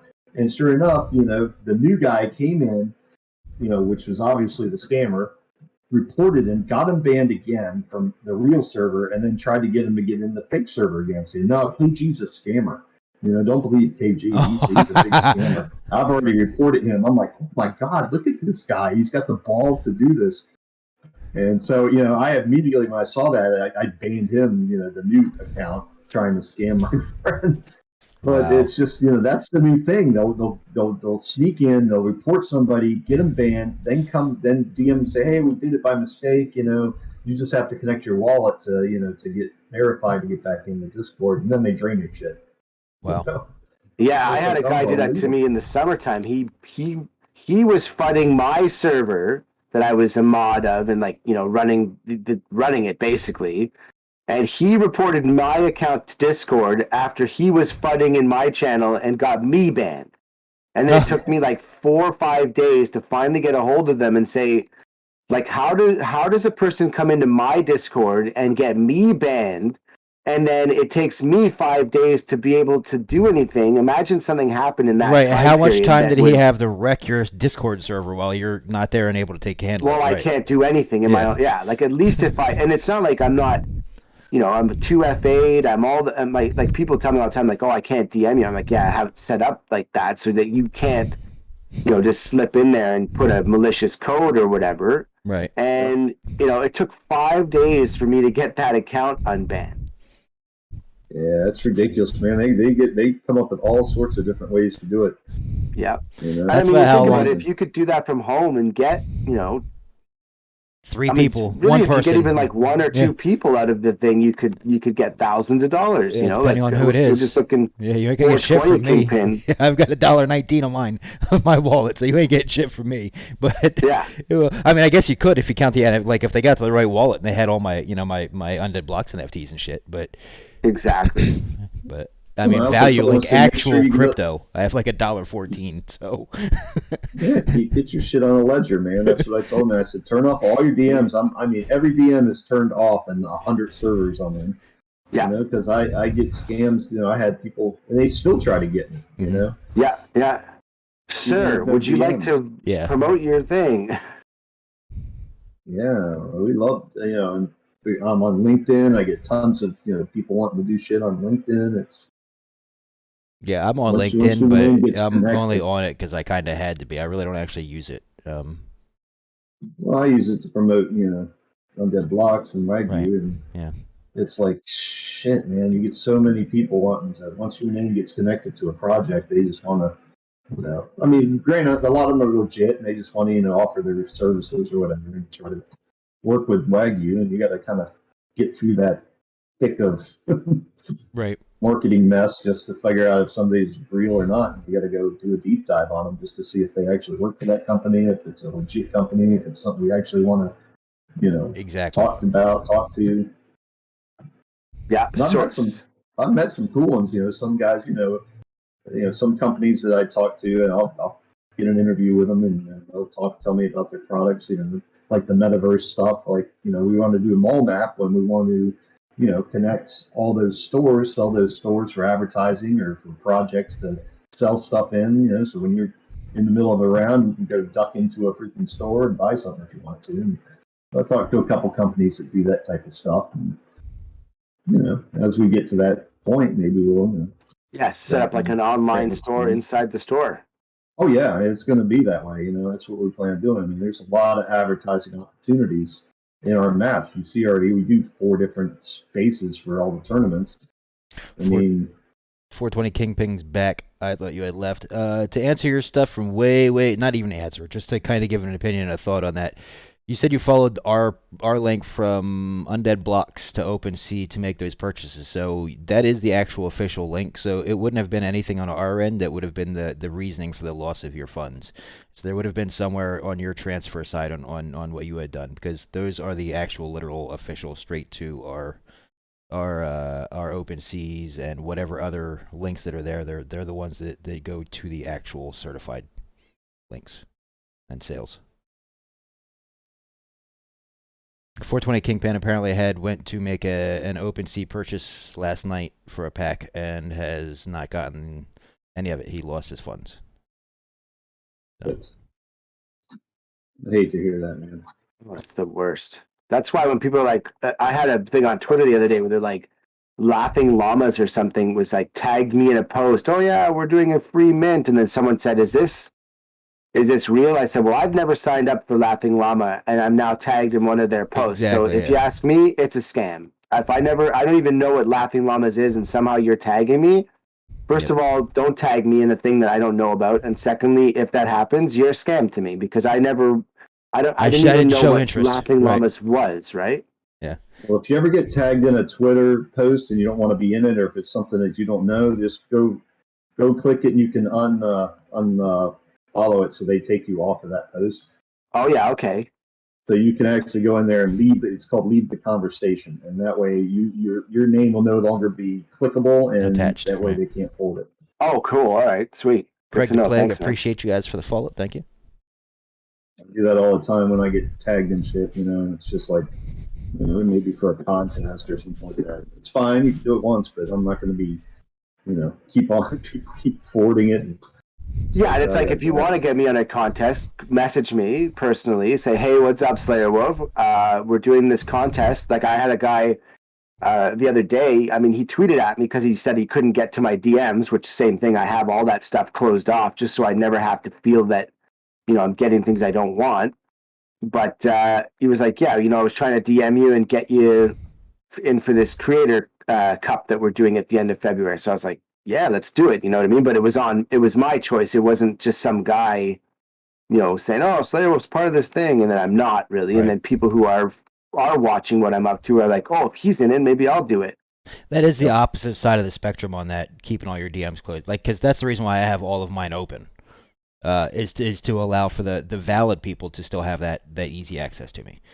And granted, yes, I do get the spam shit, right? But that's the trade-off. I'm still allowing the people, because I do get reached out to, like you just said, you got reached out to by somebody that had to go through a public chat to get a hold of you because your private chats are closed, which is fine. Yeah. It's all preference, right? It doesn't make a difference. Nobody's right or wrong on this one. It doesn't. It's just that's my angle on it, is that I like to leave the channels open so that the people that are legit have an easy way of reaching me. Yeah. Well, they can still message you without it. Even if you have your DMs done, they have that new message function, so they can still reach out to you through a message without DMing you. Oh yeah, and Discord, but not on Twitter, right? Yeah, Discord. Twitter, no. Yeah, Twitter, you have to have your messages available. Yeah. Yeah, I'm open on Twitter. I don't care anything. Yeah, I always forget about that new message feature in Discord, because you guys are always like, oh, I just put it in messages. I'm like, what are you talking about? I'm like looking through messages. I don't see any damn message. No, up there in the right corner. Oh, yeah. Yeah, it's a new function, which is cool that they can still reach out to you that way. Yeah, I feel like for me, if you want, like on Twitter, you want me, you could just tag me. You could send me a tweet with, like, hey, Slayer Wolf, I'm trying to reach out to you. Then I'm like, okay, cool. Well, at least I know you're a real person. You're actually trying to get a hold of me. Right. And it's again, like I said, it's personal preference, right? Mm-hmm. So that's just, because I'm not really like a social media guru either. So. Right, and you're only focused on this, you only do your streaming, right? Now KG's he's a business developer guy for a company, right? And I'm busy developing my own business. So we need to have a little bit more open availability for things like that, where, you're exactly right. You personally really don't. Yeah. So, I mean, really, if somebody really wanted to get a hold of you the easy way, they could just go to your stream, because you fucking stream 8 hours a day, and be like, hey, we want you for this tournament. Like, I mean, it's not difficult to find you 7 days a week. You're on TV at some point in time. So. Yeah, exactly, and that's why exactly. And then that way again, because my personal way of looking at it is, the personal interaction of speaking to a person, right? Yeah. But then it was funny because the other day a guy sent me for that Eldor, sent me a code, and then I was like, oh, sick. Okay, I can get in there. So then I'm like, and then Crypto Dragon's like, hey, can I get one? And I wanted to get, I figured I'd get a couple, get one for KG, and that way I got a couple. I try to keep it where if people offer me something like that, I don't ask for a million of them and then give away 2, right? Right. And so, but then it was funny because I'm like, I spent about 45 minutes going through my Twitter, my Discord. I'm like, where the hell is this code? And then all of a sudden, about 20 minutes after that, I'm like, oh yeah, Twitch Whisper, because he did exactly what you just said. He sent me a whisper on Twitch and said, hey, here it is, because he was on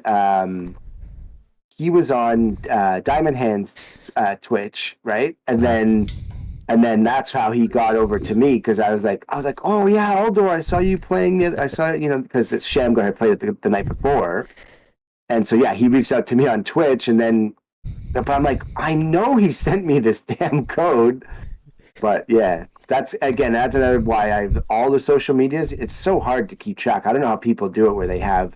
I guess a lot of people do auto posts, right? Well, yeah, or they'll be able to, pre-post. They can, they can pre-write their posts for like a week in advance if they wanted to. Oh yeah, Yep. okay.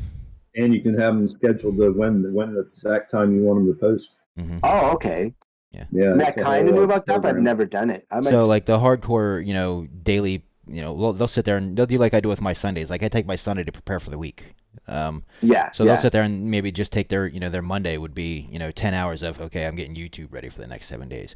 And then the next day will be, okay, I'm getting this one done for the next whatever days. And then they might have 2 or 3 days where they don't really have to do anything other than just make more content, take more pictures, do whatever they do for their content. So Right. Yeah, it's you can do the whole week schedule of social media marketing. You do 3 posts a day on each channel. It's like that's a lot of content you got to prepare for. And so instead of doing it constantly live, you can, they got different programs you can use to schedule Well, they'll it make all, their and you can content do the it in week advance. before, edit it, and then and it'll make it look like it was all live because it doesn't make a difference. It gets posted at whatever time it gets posted. But it's actually, ancient history for them. That's how you stay organized. It's really tough, man. It's a full-time And on top job, of that, no it doubt. actually helps keep them safe too, right? Because then people aren't running to, oh well, they're here right now. Well, no, they weren't. That was last week. You just see it right now. You know what I mean? So it kind of helps keep the public influencers a little bit safer, so people aren't flooding. Oh man, they're a Gap. No, they're not.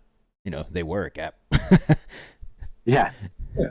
And then also you usually have a team. If it's if you're working for a company, social media marketing, and you have to sit down with a team. All right, what do we want to do this week? And you get it all set up. And you have a whole schedule and the whole calendar of what you want to do. It's it's a full-time deal.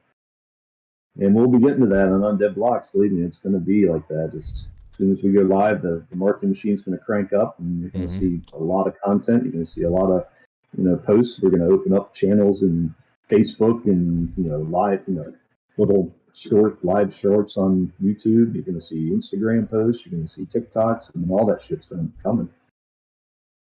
Yeah, that's great. I'll have to take a course in social media presence from you guys. I will still only be dealing with YouTube, Twitter, and Twitch. I will not be adding all the extra stuff to my life. Yeah, it's like you said, it's like a full time. Then that's why for me, I feel. But I have a different approach. So my daily streaming is kind of that's my content, Right. and then the other stuff is just, the added bonus or whatever you want to call it, right? Yep. But I do know that stuff like Twitter. I was joking the other day that I had years that went by where I got 16 notifications, and now sometimes I go on and I clear out 16 notifications. I go back an hour later, there's 16 more. I'm like, what the? It's awesome, but it's it is a lot to keep up to. One thing about Twitter is like every time somebody gives you a like, that's a notification. Every time somebody retweets, it's a notification. So if you and then we're doing stuff for Undead Blocks where we'll put down a post and a retweet, and I'll see stuff that gets posted in 20, 30, 40 retweets sometimes, and I'm not even like the main account. So could you imagine the notifications on the main account every fucking morning? Man, I would actually just be like I've said it before. I love the Joe Rogan method of post and ghost. Yep. That's the move. You just put it up, forget about it. Unless if you get if I get a direct message from someone, obviously, then I'm like a direct hey Slayer, well, blah blah blah. Then I'm like, yeah, I'm gonna obviously respond to that. But it's this guy is on your 6 kg. He likes you. I know. He Oh! No, you pissed him off. He turned right at you too. He said, "Oh, okay, fine. You want to shoot me? I come at you faster." Yeah, I'm gonna blast this guy's face right off. All right, guys, I am gonna hit a 35-second ad because I haven't done one the whole show. So. The word from our sponsor. Zombie Network News is powered Nice. by Yeah, he's done. FlyingPhoenixPCs.com. Quality Reborn. Go to FlyingPhoenixPCs.com to get your quality custom PC using coupon code ZN. Yeah, you saved me. I died last round. I appreciate you saving me. Anytime, dude. I got cornered. It started getting choppy, and I was like, shit. Next thing you know, I'm in a corner. Yeah, that's the worst. Using the coupon code ZNNUB. I mean, there's still a little lag here and there, Yeah, I was noticing that with you when I was watching you when I was dead. And does that happen to you even when you're just playing normal by yourself, or is it when duos? Is it something that's an issue that they know how to fix, or because I've had a couple people with that same issue. Yeah, it just happens. It's part of being in the servers, It's so weird though, because I actually I think I had that happen once, and it was during that Mazer Games tournament, and that was it. Other than that, I mean, I'm going to knock on my plywood desk here, but I've never had lag issue, thankfully. Yeah, it only happens every once in a while, on duos. I never get it in solos. Yeah, I've never, like I said, I've only just the one time in that one tournament, and even duos, I've never, I'm running right now at 82 is you bounce usually between about my 160 lowest. and 80. Yeah. That's what I've been watching. You go between 160, so you're up 165 now. Then you'll go down to 80. I saw it at 50 for a little bit, but yeah, it was 54. For whatever right reason, as I you'll said, drop, I'm 82. you'll lose half your FPS real quick and then bounce it back up. Again, probably because Yeah. you have yours set to unlimited though. I realize that actually really pulls the resources out of your system. So.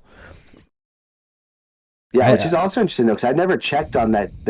How you guys all check your usages. I've never checked, but I mean, this computer is pretty damn good. The only thing I've ever had, we've crashed this Undead Blocks a couple times now. We crashed it the other day, KG. Did you? Yeah. Were you there for that? You and I were both there. We both just froze at the same time. So, and that's the thing. So that was a server side thing. That wasn't either one of our PCs because it happened to both PCs, right? So it was a server thing anyway. Right. It's not your PC. I'm just saying, as far as if you want to have a steady FPS, set it to an FPS, and then it also won't utilize all of your GPU resources because then the GPU is not trying to just utilize unlimited frame rates, right? It's trying to build to those frame rates. Right. So it automatically uses all of its resources to just give you as many frame rates as it can possibly give you. So I'm setting mine now in all of the games. Every time I turn them, I'm setting down the 90. When I jumped into Apex last night to play with Diamond Hands, I was at 98 usage. I set it to 90 frames per second, and it went immediately down to 45. Oh, wow. Because it wasn't just automatically using everything that it can to just make it look good, Yeah, it only needed to use what it needed to use to get to 90 FPS, and it was still, at top settings across the board. Gotcha. So I have found that that's one of the biggest, easiest ways to just change resources. Is to actually limit the FPS. If you don't need it, right? I mean, unless you're playing, and who does? There's not a whole lot of people that I know that have a 300 hertz fucking monitor anyway. Yeah. So, and even then, there's not a whole lot of games that you can even get a 300, FPS out of. So, 244, I think is what most professional gamers are considering the standard now is 244 hertz. But you know how hard it is to pull 244 FPS in Warzone.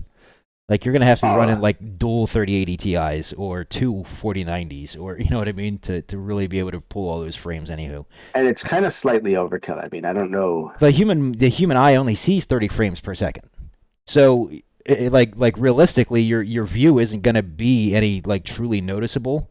It's only in the actual game response that it matters, and I'm not a professional FPS player, so I could care less. I think when I finally get to my monitors where they want to be, I won't ever go above 144 hertz, and I'll probably still set my frame rate to just 144. There won't be any real reason to go to force it above that. Right. So my monitor now is a 75 hertz, and I set it at 90 just because I want to have that little bit of like we see in this. There's always a little bit of bounce no matter what. So just so that it has that bounce above the frame, the hertz that's required. Yeah. Hey, KG, you mind keeping this one zombie alive so I can just go to the washroom real quick? I was going to ask you the same thing. Okay, you want to go here? You go first, and then because I'm like I still got a couple seconds left in my trade in my bladder. We'll probably give you guys about a half hour yet, and then we'll head out. Come on, Fred. Come on. Here we go. Oh shit! I'm leading him right down to you. Come on, Fred. This way. As you drag him off. Yeah. Hey, I'll be back. Okay, sounds good. So what did 420 Kingpin said? It was this morning, actually. The funds were gone before I could try and buy anything. Either way, deleted the extension, re-downloaded. It will start a new wallet when I'm able to buy a pack. Here wasn't anything else in the wallet, so whatever. Yeah, that sucks, man. I really... And you never clicked on anything else? Because it's such a strange... Like, really the only way is if you clicked on something. But if all you did was click, like you might have had something. Do you have other wallets, or is that your first time buying something?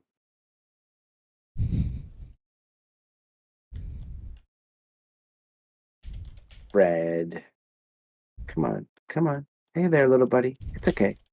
I know. You just want to kill me, but you can't. No, don't. No. Bad Fred. Damn it. Fred, I'll kill you. I'll do it. Fred. You back won't. off. Fred, I'll kill you. Fred. It'd be funny if you walked into that and you did kill him, and now you're just gonna get. Yeah, KG dies. I'm like, KG dies. Sorry about that. Yeah, KG dies, and then I have to pee myself. Good job. You died? What? No. He was taking I was pot. just telling Fred I was going to shoot at him, and then Nifty's like, imagine you did, but you did it by accident. You killed him. All right, where are you at? I'll come. Yeah, he's over there. Okay. Yeah, his name's Fred. In case you wanted to just chat with him. Hey, Fred. And okay, here we go. I'm down by the reload again myself. Okay, I'll be right back, guys. I want to know what that guy actually has in his briefcase that even after he died, he wanted to make sure he kept a hold of it. Yeah, I know, right? There's diamonds or something in that shit. It's got some brains. Yeah. So then I'll keep this food for a later His time. lunch box. Yeah, it's his lunch that his wife packed him in the morning.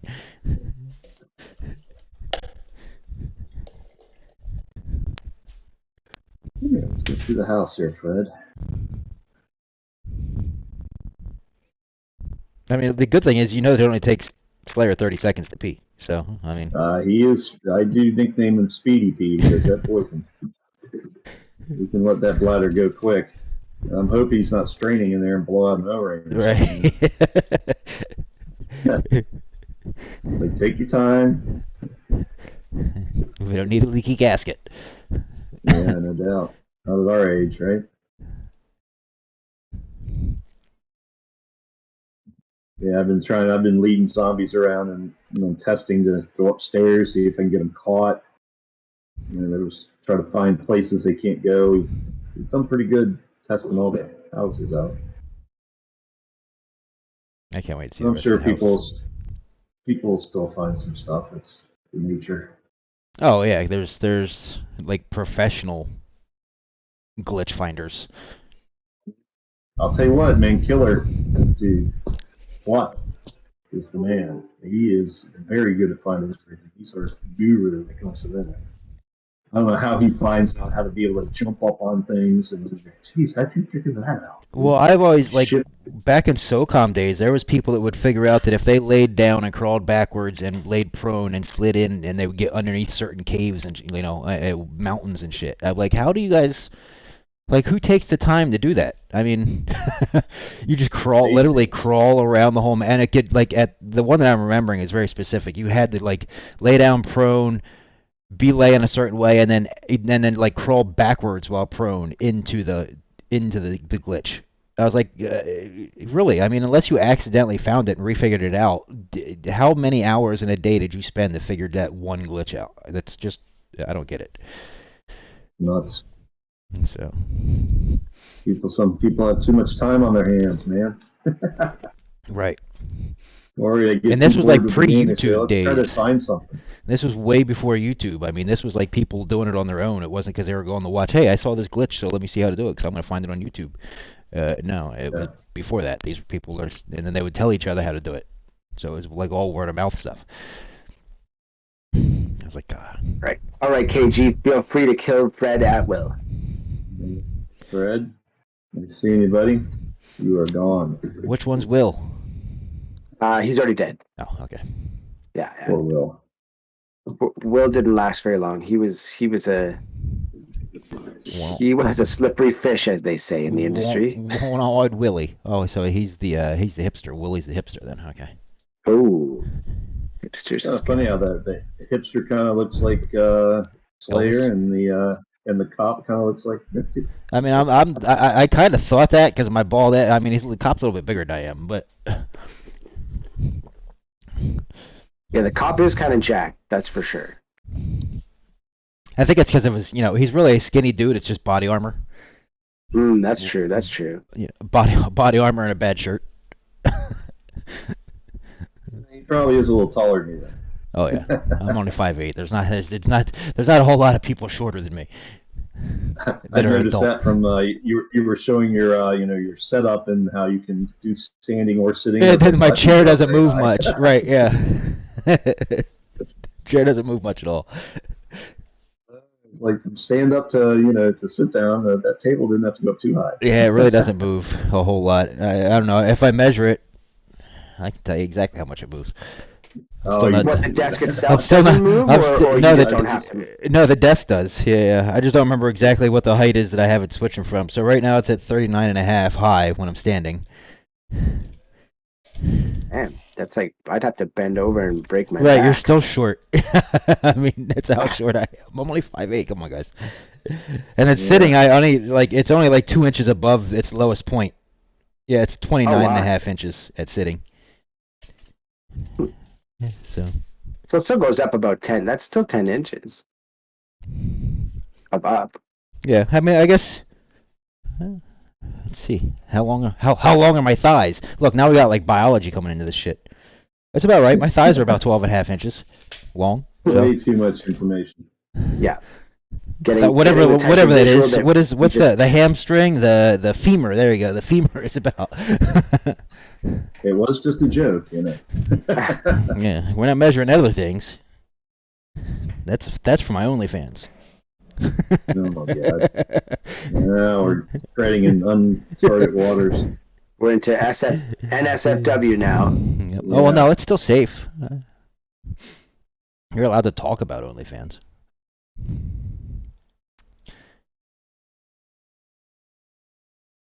What's this? Older. What did you think about that last night? It's just an arena game with constant waves, right? Yeah, I mean it was it was actually pretty fun. It's like it's fun for what it is. You know what I mean? How did you like it, KG? Yeah, I mean, I can see the potential. The graphics were good. I didn't care for the movements. That was kind of awkward. But yeah, I mean, it was fun. It's just wave after wave, and it's pretty damn hard, actually. Yeah. I mean, I'm the same. I've never even I used to play a lot of Assassin's Creed, and I like it. But the one thing I didn't ever like was that weird how the third person view is like it doesn't track well. I've never found a third person game that tracks well to how I guess it's because I'm so used to first person, right? So for me, I want to be like if I'm running forward, I want the camera to be running forward. But I guess there are people who play those third persons that they're so used to that so that it doesn't bother them. But that was my one thing I didn't like, but the rest of it was it was pretty cool. Oddly enough, I started gaming in third person view. So SOCOM was a third person view game.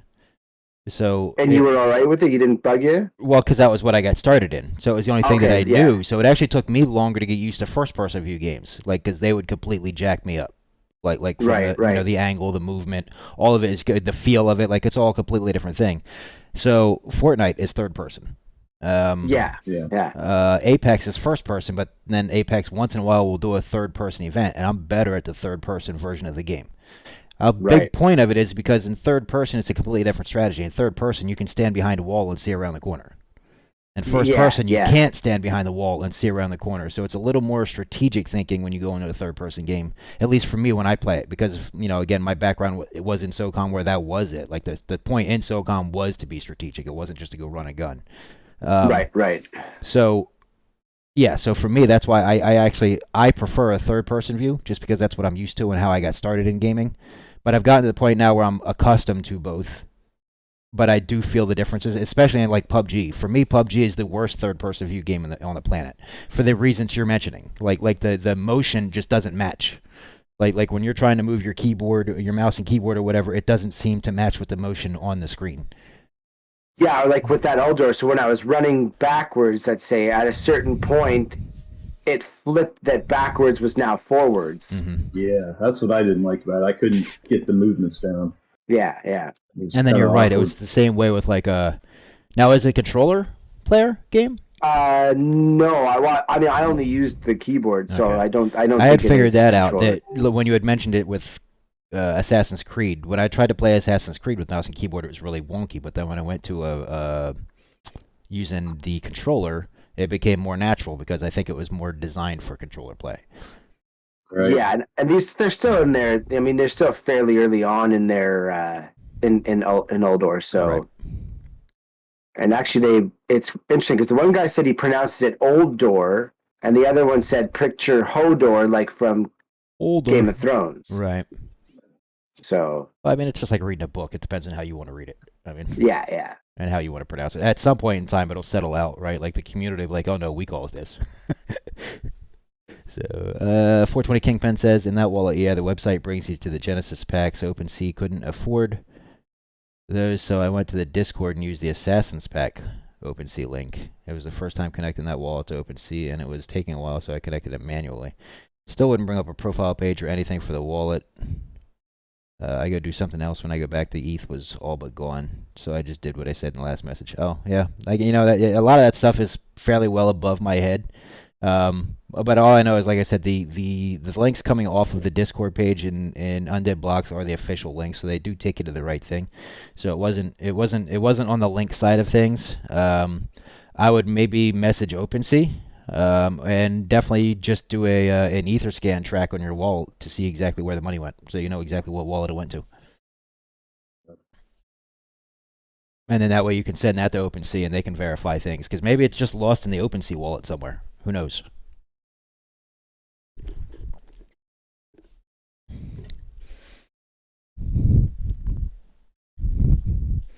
Yeah, I got access to Metal Core last night.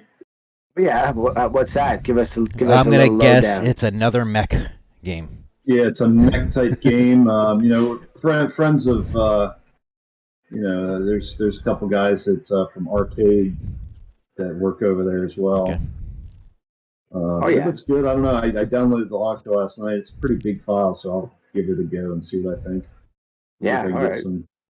Get some codes for the Dragon Slayer Discord to try out. Yeah, that'd be awesome. Yeah, I'm gonna get some more of those Old Door ones again and have. Like I said, it was funny. The poor guy. I go, dude, do you remember where you sent me the code to? He's like, yeah, I don't remember. Here's a new one. Then that's okay. Then that's when I remembered. Oh yeah, Twitch Whispers. It's always so funny how there's just so many places. Just for viewers, back to what KG was covering earlier, I'll remind everybody in his little scams post here, please be aware that a new scam, that a new member will come into the Discord and report somebody here as a scammer, meaning one of the people already in Discord, with a fake DM of them to get them kicked out or banned. Another scammer will then reach out claiming to be a mod and say that you got banned by mistake and give you a link to a fake UB Discord. Is there a way for us to find out that fake UB Discord and report that to Discord? I have the link to it, but it says no access, so it's a private. I can't get into it. It's an invite only. That's how they do it. Yeah. Okay. They make it private and say, "Hey, you need to verify your wallet to get access," and that's how they get you. So Which maybe, is funny because maybe those guys send can get that you banned link in a server that you're right. in, but then maybe they send that link to not Discord let you and into tell theirs. them. Or Grant or whoever has, you know what I mean? Somebody that's got somebody that can get a hold of like an actual Discord person, right? And actually talk to somebody, and send them that link and be like, look, this is what's going on, and they're literally stealing money by it. I think Discord would shut it down. I sent it to Zomboss, and he said, there's not a lot we can do really from our end. No, well, yeah, no. Other than report the guy, yeah, that we reported the guy that was talking to my friend. I would just try to get the server closed down by Discord. Would be my attempt if I could find a way to do that. That would be me. So they will then drain your wallet. This was just attempted. Unfortunately for them, it was someone I know personally, and they reached out to me. No admin or mod will ever DM you with a link to verify your wallet. Hopefully, everybody in Web3 knows that. The thing is that we're onboarding an awful lot of people who don't know a damn thing about Web3. So we're going to be doing a whole lot of trying to teach people that too. That's why my number one thing is don't click something you don't know. Right. Yeah. But that scam makes it look legit, That's what's scary. Sure. Plus, they can even impersonate one of the mods. They can impersonate me or Master. Yeah, they can do whatever they want because they own their own server. They can make their own screen name, make it match perfectly if they want to. The only way to take the time to notice it is to look at that server and you'll be like, wait, there's only fucking 100 people here. You know what I mean? It's not the right server. Ours has 20-something thousand. What they do is they hide the count so they don't have the count up. Oh yeah, that too. Yeah, and then they could just fake activity. Yeah. And they give you the link instead of the, where it brings up the box and shows how many people are in it. Oh, right. Okay. Yeah, so either way, same thing. Don't, if you didn't ask for it, don't click on it. If you get banned for some reason, make sure you're messaging the right person. Just message Discord directly. That's what I did. Yeah. But it did, like I said, it took 5 days or whatever for them to finally get back to me. Yeah. Or go to our legitimate Twitter and, DM us and through Twitter. And Discord's just a pain in the butt. It took me when I had my phone stolen, I couldn't get back into Discord because of the two-factor authentication through Google Authenticator. And of course, Google Authenticator stays with the phone. So if you lose your phone, you can't just re-authenticate your Google Authenticator on a new phone. Like, it doesn't work like that. So it took me a minute to get back into Discord for that same type of reasons. Not from being banned off my own server, but it's kind of like the same thing where you got your, you're locked out because of security purposes that, don't quite make sense. There should be a third failsafe. They should at least reach out to me and say, hey, this person said da-da-da-da-da. Yeah, and you shouldn't even be allowed to be banned from your own server. Like, if you're the highest ranking mod in the server, there should be no way for you to, there's nobody with the power. Shouldn't be anybody. Yeah, I'm like, literally was the founding member of this server, and then I'm booted out of it, and some jerk that just was like, this guy did, and what happened was he didn't like that because the guy came in and was fudding, and he didn't like that I told him off, so he reported me right before he left or whatever. Right. But I mean, at the end of the day, you got to think what I did put in my head was the fact that Discord there's millions and millions of people in Discord, so right. There's probably hundreds of thousands of people a day that get banned out of servers and exactly. You're just that, you're put on the pile, and they can only have so many people working for Discord, and it's exactly not, so. Yeah, and you're exactly right. We do have to look at it that way. Where we say this, you and I both say this all the time. Like, we're in a now world, especially in Web3. So if we don't get it right now, we're really pissed off about it. But in a situation like that, you're legitimately okay. It just confounds me that somebody could get the actual server owner banned from his own server. That's just crazy. Yeah, exactly. Without there being some type of level of fail safe or backup or Yeah, I mean, it'd be different if you as the person in the server, you got just Joe Blow banned. Okay, maybe that's they act quickly to swiftly get someone like what KG was saying last night, like the guy running the scam. Yeah, you want him banned as quick as possible. Right. But the the founder, it's like, wait a second. Yeah. I just couldn't believe that guy last night. It's like he a guy, I just get my friend, unbanned, I unbanned him, and then all of a sudden he get banned again just because I saw that somebody put a fake DM from him in the bug section, and Zomboss banned him. Like, who's this dude that he has no post whatsoever, and he reports and now my he's friend. yeah now he's got sale all of a sudden. Good try. Yeah, see ya. And then he tries to friend me, the guy I just banned. I was like, I'm not doing that either, pal. Good luck. I mean, he was persistent as shit. But sir. I didn't do anything wrong yet. He's trying to steal my friend's part of being a lot of big NFT projects, so he's trying to grab his shit. Yeah. Man, I can't wait till they do the update the wallet thing so I can move my stuff around.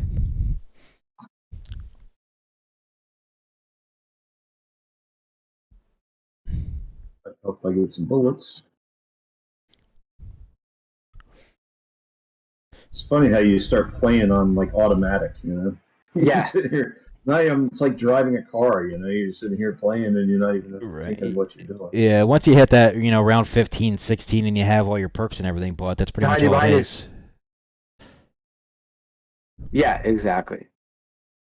Well, that's why I love that they're gonna, that you guys are changing up the map, making it harder, make you have to go through the houses. I mean, it definitely, but the thing, it's weird because for me, the autopilot of it all, I enjoy it. That's what it's like, a soothing. I just running around, especially now with the controller that I could kick back. What a game changer! Okay. Now I'm actually, because at first when I used it and it wasn't that good, I was like, oh man, I wasted $100 on this controller. But then now it's working and I got my $100 already out of it. That's for sure. Again, still in beta. Oh yeah, of course, yeah. Lots of improvements to come. Yeah, and even when you get beyond the beta, there'll still be improvements and changes and hot fixes, all sorts of stuff. That's a great part of it. And then with the launcher and then browser, I can't wait to try the browser. You're the one that's tried the browser. I haven't even tried the browser. Oh, really? I haven't tried it either. I could if I want. I just, it's not that big a deal to me, but it's not something I need to test. You guys already tested it. It works fine. But yeah. Yeah, well, he broke the system by getting blood box drops when they weren't even supposed to be possible. So, I mean, that's a feat in and of itself. Well, that's the dev's problem for putting 0.0% chance. So crazy. Yeah, it's like 0.0001 chance, and then I somehow got it, and then Diamond Hands gets the other one. It was great. It just it not ruined isn't the right word, but it like tainted the rest of my game because I was like, kept looking when we were for playing, it, I kept going because I was Uh-huh. like, okay, maybe next round, and then it was like, well, no, you just got insanely lucky to begin with, and the chance of it ever dropping again is almost almost zero, right?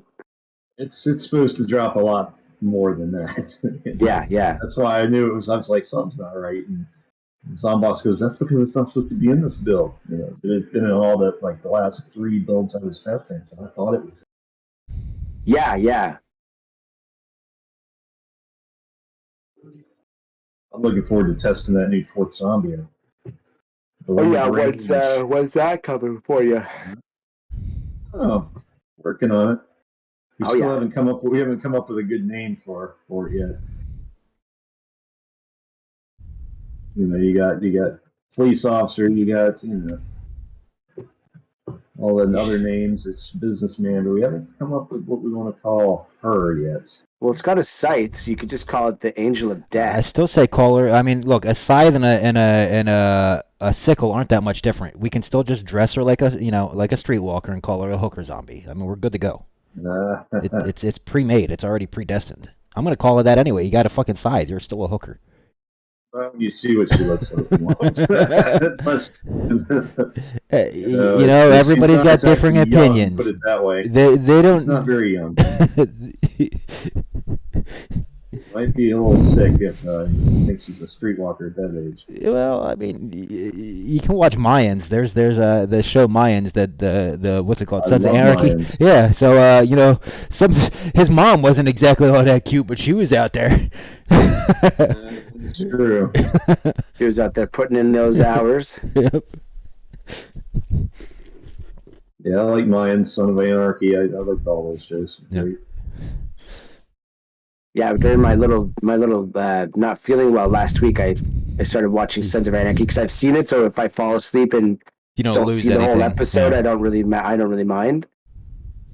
And yeah, I was like, you know what? I started watching it's, a 9.5 hour plane ride. And they have some series. I started watching Sopranos again. It's been so long since I watched Sopranos. I never and got I got into it. sucked in. I watched like the first 8 episodes, man. Oh, it's awesome. That's such a good series. A gangster that has issues, so he goes to a psychologist. I mean, it's just hilarious. Yeah. It's so good, Sucked me back in because, I mean, shit, that came out in the 90s, Into the 90s. Yeah, I was so heavy in this. I didn't watch much TV. I was still playing sports and shit. I was coaching. I was in college. I had stuff going on then. But Always been the TV junkie. A lot of years I didn't have TV, and then years that there's been a bunch of TV. It's been kind of like an on again, off again thing for me. Yeah, I binge. That's like if the end of the world came and TV was gone, it would take me, maybe a week of just like, because you're used to just flicking on the TV or whatever, right? But about a week later, I'd be like, oh yeah, okay, I'm over it. As long as I still have power in video games, I mean, okay, I can take the TV, right? I mean, I can. I've always loved film, man. I'm just, why I'm into a bunch of Web3 film projects as well. Yeah. I love it. Like some of these projects have got some great stuff going on where the community's helping to write a freaking horror story, and you get to be part of their creative den every week and coming up with characters and storylines, and they're gonna make a movie and you're gonna have a credit in there and you're gonna get part of the IP and royalties from it. It's a cool idea. Cool. Yeah. I'm big into horror, so this is a great fit for me. It's a great great expansion of the technology for sure. Yeah, spend a couple hours on a Sunday with a whole group of people coming up with a freaking story. It's like I write stories. I used to write a bunch of stuff when I was younger. I love writing. I love storytelling. I love all that stuff. The whole little aspect of Web3 is really cool that they're getting into that. Yeah. That's cool. Yeah, I think it's pretty neat where the whole technology could go, and then, if we can just. I think like I've said it for a while, but I think one of the things that we need to do as the community is start policing ourselves, like you did last night with that guy with the scam. You got to have people who are there, who know what's what. Get rid of those people as quickly as you can, and then that way, we don't have, because you don't want to have Wild West, because then people get scammed and shot, and you don't want to have. Government overreach because people get scammed and shot, right? So you got to find that balance of, having the people of the community being there and policing ourselves. Well, that's what's great about the blockchain. Everything's so transparent. You can track all that shit down, but you really can't do anything about it once you do. And that's the problem, Yeah, so maybe the move is your shit, and you find, who they are. You know where it went, but so what? So, yeah. And you can't do anything about it, though. So. Yeah. I mean, maybe the move is you do like, because I thought about that with the Undead Blocks stuff, like when people were saying their packs got stolen and then they get blacklisted on OpenSea. I mean, maybe the move would be, I don't know how easy it would be to do it, but I wonder if you could do, like, let's say a pack gets stolen and put on the scam list. So then that pack just actually gets physically removed from the back end of the project, and then you just make like a replacement pack with a new right, but then then we have to also worry about how many people are going to try to abuse that system by scamming and lying that they didn't maybe sell something, right? And you can't really do that. You can't take somebody's asset away. They own it, even if they own it illegally, so it doesn't matter. No, like I said, we're gonna wind up having Web3 bounty hunters. Like people are gonna get paid to hunt down the actual fucking person. Like, look, you're gonna send this back right now. We're gonna get some knees broken. Yeah, that's what's gonna happen. The only regulation. That's how they do it in the illegal business, right? Right. Drugs or guns or. That's how everything has. That's how economy has always started through the history of time. This is just another new economy, and that's probably what's gonna happen next. like for a little while, maybe a couple of years, there'll be people who specialize or professionalize in hunting down like where these actual wallet owners are. They won't even really have to show up, right? Like it's like what the people when you watch the YouTube scams where the YouTube shows where they do the they'll track down hackers, and then they'll expose them on, they'll hack into the hacker's cam and all that kind of shit, or they'll hunt down the telephone scammers on stream, and then they'll call them out. It'll be that type of thing. People start doing that through Web3. I got a buddy that does a YouTube show doing that. He gets scammers calling him. He just rides them and has fun with them. Right. Well, no, there's some of them that will go out there, like they'll go like to hackers, like they'll literally hack a hacker and then like call them out on stream and put their literal camera on their face. It'd be like, yeah, well, I just hacked a hacker. Now what are you gonna do? You know what I mean? And just put them on stream. So I could potentially see something like that down the road, like maybe not specific, like go break your knees type of stuff, but like start calling people out, like, oh yeah, you think you're private, but we can. There's enough there, right? That with enough time and knowledge, people could track you down and where you're coming from on your wallets. Yeah, well, I mean, the wallet is directly tied to a person, to an IP address place, and right? everything, right? It's one way. It's just a matter of the right coding and the right person to know what they're doing to be able to track it down at some point in time. Like, I mean, there are, like the Monero, I mean, there are some very, very, very secure and hard to trace down the origins of the money transfers on blockchain. But most of them are exactly what they advertise as being, open transaction blockchain. So you're right. If it's an open, like Ethereum and shit like that, if it's open transaction, you can just ether scan every transaction that has to do with a certain asset, then yeah, you're going to be able to track it down to where it's sitting if you know what you're doing. Yeah. Yeah.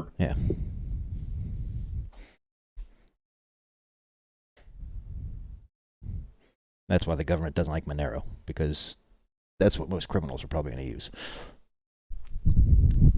Yeah, it's tough because it's that same thing again. It's like, yeah, you don't want the government involved because just like they suck at the DMV, they suck at everything else. But then you also don't want to see people like 420 Kingpin getting scammed for $100, right? Or SBF getting away with the bullshit that he did because there's no oversight, because there's no regulations and whatnot. So it is a double-edged knife, right? Like you want DeFi, but then if you really think about it, it's still not DeFi for the same reason we just talked about, right?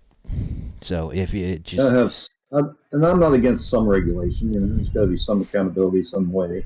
Right. Yeah, that's what I meant. Like, yeah, if you have an asset that's been proven stolen, because I'm sure that that the same code that allowed them to steal it from you would also prove that they stole it from exactly. you, right? Like the webhook or whatever it is. You're exactly right. It's just like your onion router and your Tor routers don't really protect you. They protect you from the people that don't know what they're looking for. But if the government wants to find you, whether you're using a router, a Tor router or not, they're going to find you. Yeah. For the exact same thing. If it can be built, it can be debuilt. Yeah. I mean, Well, I mean, the technology. Exactly. That's right. I said before, but my cousin and I got in a couple arguments about it. Where, oh, they can't track you. I'm like, dude, how do you think you get a cell phone bill that tells you if you made a long distance call or not? Right, exactly. Like, it's literally part of you get a bill because they track your friggin' phone usage. You can't make a call without them being able to track it. That's kind of the point. It needs to have a point A to make it to a point B. I mean, yeah. It's like being international using my plan. That's an extra, $10 a day that I use freaking international. Now they know I'm in Brazil. Well, yeah. Exactly. And then they know what tower you're call connected to, or your internet browse connected to, and like I've even said that to people about the whole VPN thing. I mean, I think VPN is one of the greatest scams enacted on people in this space because people think that they're hidden. And they're not. But the person who knows what they're looking for really. finds you just as easily as if they weren't, right? I mean, you're exactly. only protecting yourself against the average person. I mean, yeah, you're protecting yourself against guys like me who are not that doesn't even give a damn. Sure, exactly. Like a hacker is going to just go, oh, the signal went to this house, and then be like, hey, where did it go? It's in Brazil now. Like, no, it didn't. And for the same exact reason. I mean, like, they know what came to your house because that's how they bill you for it. Mm-hmm. So. Plus, that damn VPN slows up your damn computer anyway. Yeah. And I mean, it really does. You can't use it in game. That's for damn sure. Yeah, like when I realized that it was a scam was when we were trying to use the VPN to do the Netflix spoof, so you could watch the US version of Netflix. And then in Canada, guess what they did? They shut that down. So because what they did was they go, oh, okay, you have this signal came to your house and it's VPN'd. Boom, you're shut off. They don't even care. They didn't even care where the signal was being said it was coming from. They just knew that you're in Canada because that's what your service provider is sending service to a Canadian residence. And then so I mean, if something as simplistic as Netflix can figure it out so you can't watch content that's not available in your region, then imagine what somebody who actually has a reason for doing that could do. DirecTV did the same thing to me. I tried to watch the divisional playoff games, and I have DirecTV and I can watch it online on my computer, but because I was not in the U.S., it would not let me stream it because I was outside of the service area. Right. A different country, so I was pissed. And meanwhile, you're like, yeah, I paid for it. Exactly. The only time I would use it, right? And I can't use it, so. Yeah. And that's it. It's like, and I mean, that's what I've been saying for a while, is that these things that they're, like the best part about DeFi is the worst part about DeFi. The best part about everything is the worst part a lot of times, right? It's we love it because, but we also hate it because of that same thing. So we just got to figure out the way. I mean, maybe the way is you just teach people, oh no, my controller died. Yes, it did, and you're dead. Oh, you got out of it though. I'm like, why did I stop moving? Just toss that controller asunder. You die? No, I thought I was going to. Now I'm like an idiot trying to play with the mouse and keyboard again. Man, I love the controller. That's my favorite thing that they've done, is made the controller work so well. Just so good at it without it. Maybe I'll give it a try again. Yeah, like I've said, it's just for the sense of being able to kick back. I'm always sitting up at the desk, engaged, doing stuff. So that once in a while where I can kick back, but my sensitivities are whack because I haven't set them. We're almost done with this round, so you'll be all right. Yeah, perfect. Well, maybe they're still coming out. Yeah, I'm a little rusty with the keyboard in this game. I figure we're playing all these other games with freaking mouse and keyboard, and I want to get used to playing with a controller and then having to jump back and forth. Yeah, it's true. Wow, the movement is so snappy with the mouse and keyboard. So much better. I could tell you were playing with the controller earlier because you kept doing a lot of like weird movements and aiming at the stomach instead of the head and stuff like that. So it really is a downside to the lack of like legitimate, aiming and tracking. Yeah. Well, and I actually have my mouse sensitivity is about 5x what the controller is, so that's a big part of it too. But yeah, I definitely noticed like where you can run and just you just a quick and you're turning the whole way around is pretty telltale. Got stuck on the bus. Wait, what am I doing? Okay, here we go. We're good. All right, guys, we're gonna start heading off. We're gonna raid into Fake News Keck. He is talking about crypto. It looks like Blankos and the Blankos numbers. But he's only got one person, and give him a little bit of love. Start moving him and some of his stuff over to us. If not, you guys can just head out and not watch him. It's up to you. It's always your guys' choice. Life is nothing but choices. So. We did 25 rounds. Yes, sir. Yep. And we listened to a pretty good AMA Twitter space with TQ. It was pretty good this morning. Just happened to already be running, and I didn't have anything planned to talk about, so it just kind of worked out perfect. Well, we didn't know if you were jumping on, and me and Slayer were ready to run the show, and you popped up like, hey, good. Yeah, I was running 5 or 6 minutes late today before I finally got started, but, we got there. I was literally, like, in bed, so. Definitely got there. We got there. We will have tomorrow off. We'll be back here Monday morning. Don't forget, guys, if you like to play Ark and you want to do some Zombies Ark, I am working on it. It's almost up and running. I just have to get it working to actually connect to the real servers instead of just my LAN. But the overall setup of it's working. So for those of you guys that have Ark or like Ark or were interested in it, we're getting rid of a good bit of the dinos and making them zombies. So. Bye-bye, dinos. the mean dino, most of the mean dinos. Some of the mean dinos are actually useful, so I kept some of them in. But for the most part, most of the mean dinos are out. So, especially the really annoying ones that like steal your shit out of your bag and stuff. That would make me upset. They do. And they'll still like the way that it's set up is you have your item listings like a MOBA. Essentially, you have your little items that you can use, and they'll steal whatever you have in your last item slot. Which is for me, I always put my food there. And then, so they would always steal my food. And it would almost always happen that they would steal my food, like, as I'm about to get hungry and need it. So I'd be mad as hell. And then start chasing this dinosaur down for, like, 3 minutes to try to kill it and get my stuff back.